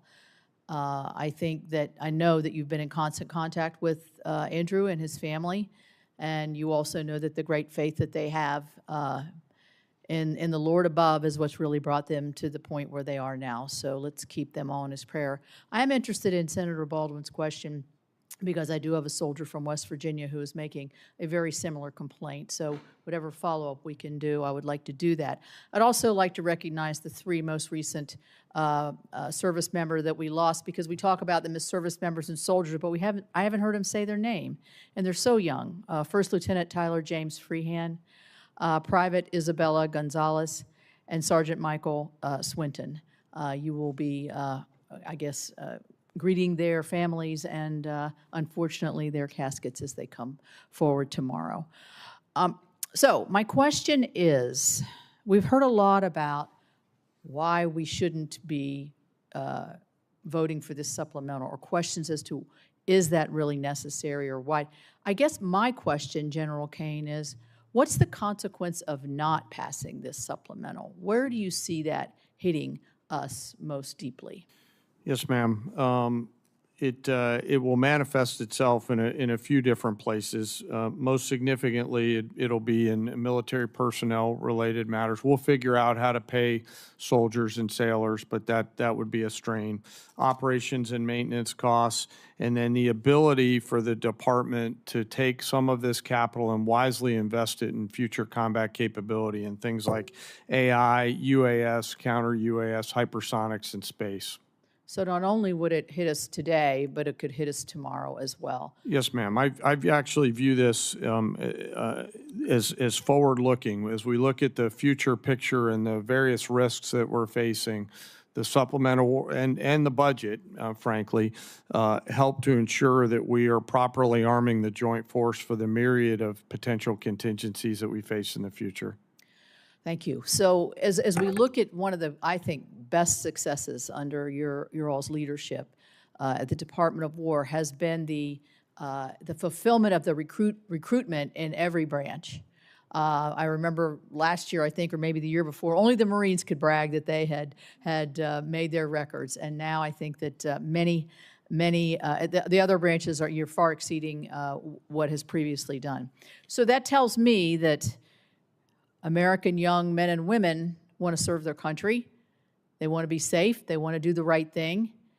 So how does not funding them, and if they think that their salaries may be short, or we're going to have a continuing resolution, or we're going to shut down the government, how can this chill what has been one of the greatest successes, I think, in terms of not just today's force, but the force of the future? And Mr. Secretary, I'll ask you to answer that question. Well, in a brass tax sense, this $1.5 trillion budget in its totality sees a 7% pay raise for junior enlisted, 6% for your NCOs and junior officers, and 5% for senior officers. So it's a significant reflection of the value we place on top of the other increases that Congress has provided them. If we were to have to, and we're going to do right by the troops, we're going to make sure they get paid, but it's going to put strains on training and readiness and all the other aspects of O&M over time, which makes its way down to the unit level. When you're saying we're focused on training and readiness and lethality, but we have to cut back on training because Congress can't get the money we need to the department, that's discouraging at every single level. And when young men and women join this War Department, we want them moving immediately into the training pipeline at the highest possible level with the best possible equipment. And they've seen that thus far, and that's led to historic recruiting momentum. We need to keep that momentum going. Yeah, and I would say that it could have the reverse effect. If this is troubled waters here and lack of confidence, which we see on the other side of the aisle there, and questions that I think wouldn't be asked if it were not of a political nature, we're going to chill our recruiting efforts here for our young people as they look forward to serving their country and becoming that patriot they want to be. You're right. Or return to the valley under the Biden administration, where not only did they not meet the goals, but they had to lower the goals and then didn't meet the lowered goals. And then now we don't have the readiness we need as a force. Thank you very much. Thank you all very much. Thank you, Secretary of Agriculture. I'll get to you another time. Thank you. Senator Murphy. Thank you all for being here today. Secretary Hegseth, the American people either didn't want this war from the start or were deeply skeptical of this war because they have seen this country make the same mistake over and over again in wars in the Middle East, and that is to create either unrealistic or open-ended objectives. You said in March that the United States was, quote, on plan to defeat, destroy, and disable all of Iran's meaningful military capabilities at a pace that the world has never seen before. Obviously, as we've discussed here today, that objective has not been achieved and is not going to be achieved. Iran is adept, more adept than even at the start of the war, at hiding their capabilities or repairing after damage we have done. There's an open report that when it comes to their missile sites along the Strait of Hormuz, 30 of 33 are still operational. I wouldn't believe all the open reports, Senator. But I've also heard you say in this hearing that the objectives now seem to be more limited than they were at the outset of the war, that this is about reopening the strait and this is about dismantling their nuclear capability. And the president, of course, has said himself that he thinks Iran has a right to a missile program. So my question is pretty simple. Is it correct that it is no longer a war objective to destroy all of their military capacities? This is what the president has said. Have our goals been simplified to reopening the strait and to getting into a negotiation over a nuclear program? Now, I don't think you have a realistic plan to do either of those things, but I think it's important for us to know what we're funding. Are the objectives much more limited today than they were when you made that statement in March? So I think the objectives have been consistent and clear from the beginning. And I would contrast it to North Korea, where a conventional buildup was used to hide a nuclear capability that eventually evolved to a point where it couldn't be contested.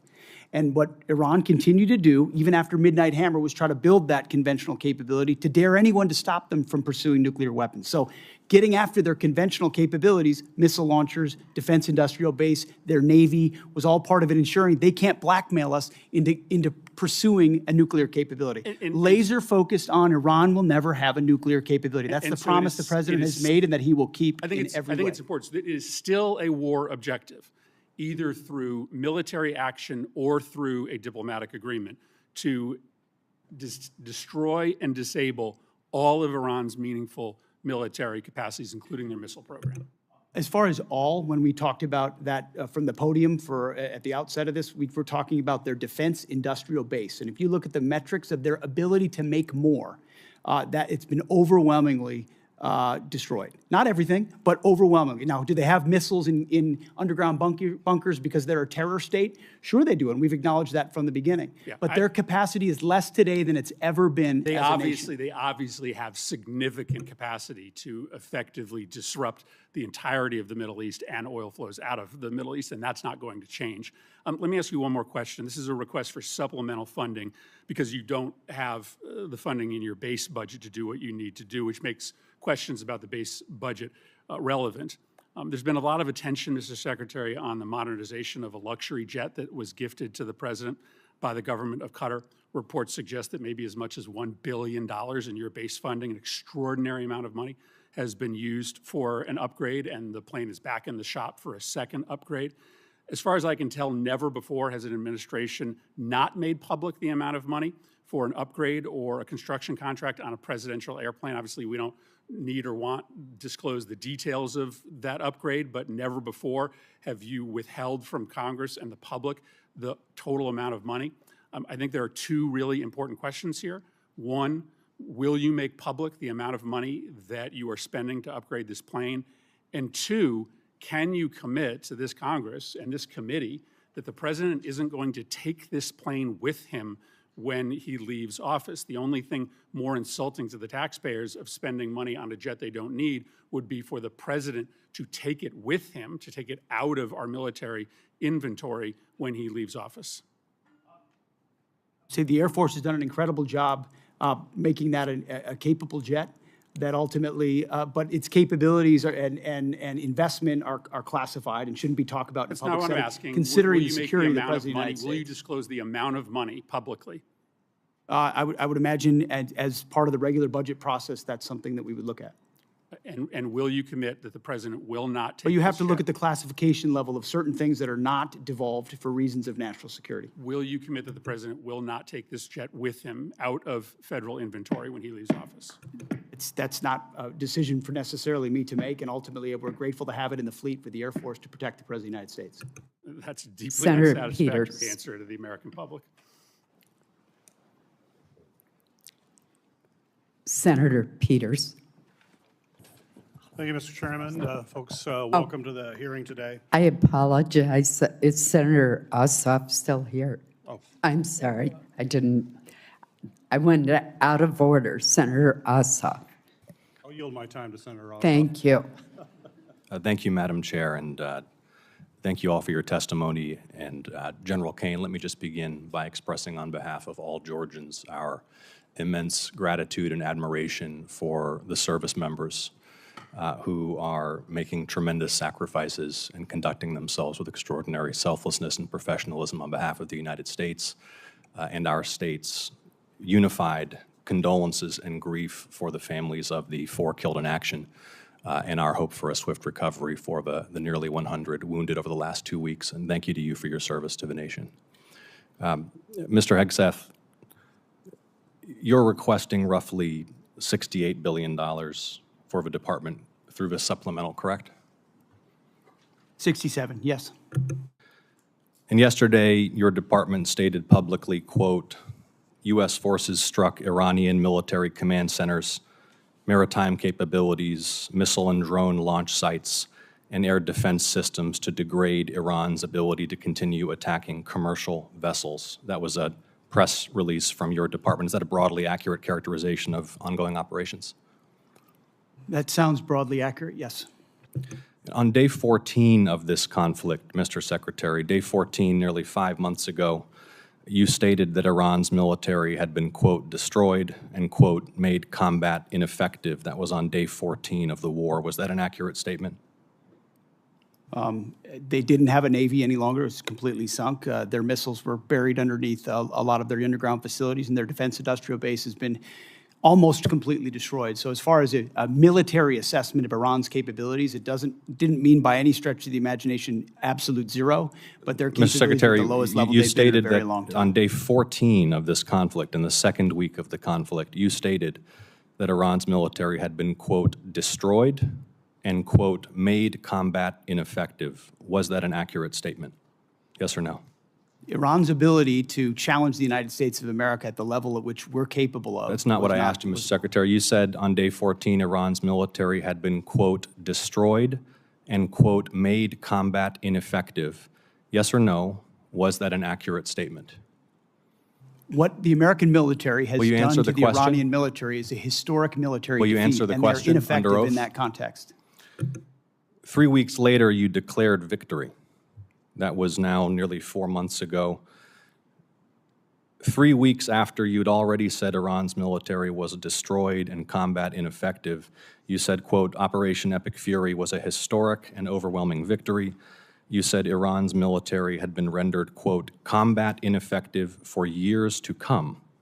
And you stated we had, quote, achieved every single objective. Were those accurate statements?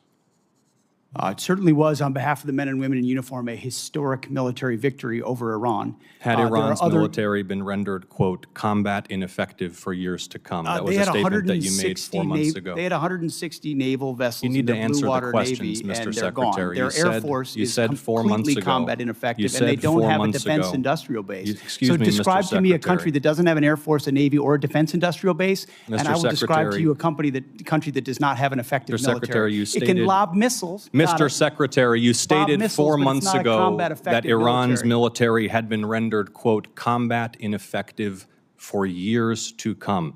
Has Iran's military been, for the last 4 months, combat ineffective? It's been set back not just years, but likely decades. You considering stated we it had, can't quote, build at the level it did before, and not you even stated close. It we doesn't had, mean it quote, doesn't have capabilities. Mr. Secretary, you stated we had, quote, achieved every single objective. Was that an accurate statement 4 months ago? The main objective of this was to ensure that Iran never gets a nuclear weapon. Their main sites were obliterated. We're watching over them, and we're holding them at issue. If they don't give them up at the table, there's other ways we can take them away. Early in the conflict Iran will on never day have a 3, nuclear Mr. weapon. Secretary, early in the conflict, day 3, you said one of those core objectives was to, quote, destroy the missile threat, and as you restated on day 5, to, quote, obliterate Iran's missiles and drones. Those were clearly and repeatedly stated core objectives of the campaign, which 4 months ago you declared had been completed victoriously with every single objective achieved. Were those objectives achieved 4 months ago? No one ever stated that every single missile was gone. Ultimately, combat ineffective means they're not able to dig them out of their UGFs and shoot Had at the us. missile It threat doesn't mean they been don't defeated have 4 underground months facilities ago? where they put missiles in them and hold on to them because they're the world's largest state sponsor of terrorism. So we never expected they would stop having capabilities to shoot. The question is at scale against an opponent like the United States of America, which went toe-to-toe with them and Iran couldn't. And You cannot stated on handle it. March 8th, day 9 of the war, on 60 Minutes, you assured the American people of Iranian surrender. Does that remain your prediction?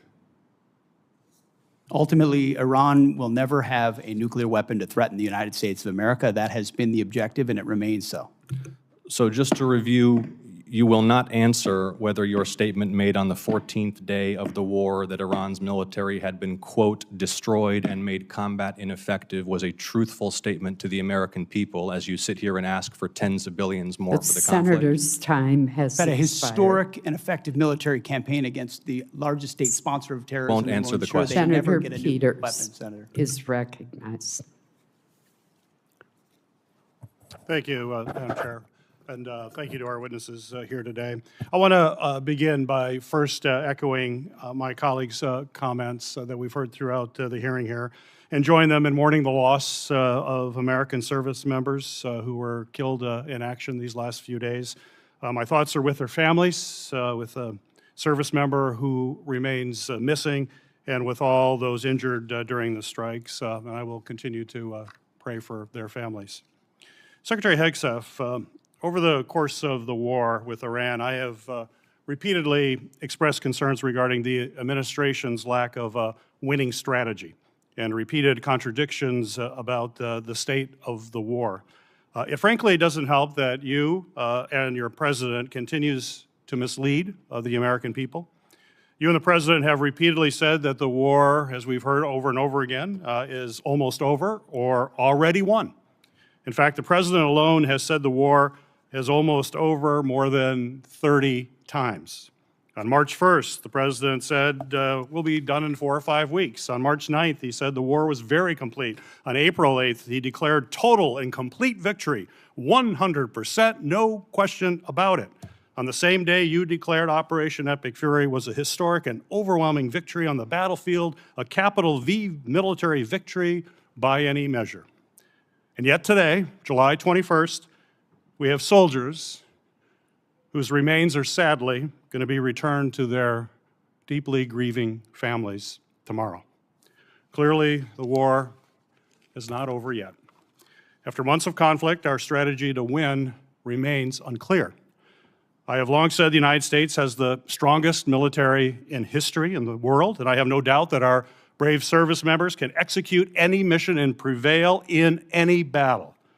But without a clear winning strategy, we're at risk of being in another forever war that'll put our service members in continued harm's way and continue to cost taxpayers billions of dollars. Secretary Hegseth, despite your failure to win this war, you are back now before Congress asking for almost $70 billion in additional funding. You're asking the American people for a blank check because, once again, the Trump administration's efforts have been an utter and complete failure to win this war to this point. So my question for you, sir, is how is your strategy different than what we've seen in the past? So far, we have not seen a strategy that's been successful. You mentioned nuclear material is the primary goal of the war. It still exists. We haven't dealt with that issue yet. You talk about the destruction of missiles, and yet the missiles that we saw hit recent targets are actually somehow more lethal, more deadly, more maneuverable than what we have seen in the past. So they're obviously improving their munitions. The Strait of Hormuz is still closed, reminding everybody it was open before the war. prices were lower for everybody until the war, and it still remains closed. And of course, tragically, people, service members, our war fighters, who we care deeply about, are still dying. So what's different? Mr. Hegseth, Secretary Hegseth. I think your characterization of this incredible effort as a failure is reckless. And I think it's irresponsible. And I think it smears the sacrifice of the troops that are out there making on behalf of the American people to ensure that Iran never gets a nuclear weapon. Shame on you and others who call this a quagmire and a failure, and then you want to turn around and say you support the warfighter. Either you do or you don't. Is the nuclear material still there, I can sir? get you a ticket out to CENTCOM and talk to what those Americans are doing and how committed they are to this effort and how they want to ensure that Iran never threatens their families with a nuclear weapon. That's the kind of intensity that our warfighters have about making sure that Iran isn't capable of doing that. Secretary Hegseth, if you listen to my comments, you would have heard me say how amazing our warfighters are. I heard failure. And the word heard, I heard exactly what you said. I will tell you how I use the word failure, because I use the word failure to their leaders. You, sir, are the failure, not the men and women who are on that front line, not the men and women who hold up their honor with distinction. But if there's a lack of a winning strategy, they're in harm's way. Their leaders have failed them. And that's what's happening. We have political leadership. You don't have a strategy. You don't have a long-term plan to actually win this war. Win the war. The men and women are going to be able to do it, but they need to have leadership. When will you show leadership? We have leadership. When will you show leadership? Why don't you show some leadership and stand up to your fellow Democrats who won't fund the troops, who stand and play partisan politics while you don't give us the money? You want to stand up here and talk about the troops? You won't show any political courage to actually fund our department because you have Trump derangement syndrome and can't actually commit to anything meaningful. So I put this on you, Senator. Secretary Hegseth, you have trillions, you have over $1 trillion, you're asking for $1.5 trillion. It's not a question of money, it's a question of leadership and understanding what it takes to actually win. Political cowardice of Democrats who won't fund the troops. Senator's time has expired. This will conclude our hearing. I want to thank our witnesses for being present and the committee for what has certainly been a vigorous discussion. For any senators who wish to submit additional questions for the record, those questions will be due in 7 days on Tuesday, July 28th by 5 p.m. I'm going to ask the Vice Chair if she has any final comments. I do very quickly, and thank you, Chair Collins. This was really an important discussion about the state of this tragic and disastrous war and how we should be spending Americans' tax dollars on families instead of this president's war of choice. Unfortunately, this hearing has done exceptionally little to justify the president's request or to instill confidence that this administration has an exit plan or a strategy to end the war. This war has cost us a lot. The last thing we should be doing is rubber stamping another $70 billion to help Trump keep it going. Thank you, Madam Chair. Well, Vice Chair Murray, I'm compelled to respond to your comments by pointing out that it is the duty of this committee to have a hearing when we have this kind of supplemental request. And so I do appreciate I the think hearing. that your comments was not appropriate. This hearing is now adjourned. Thank you.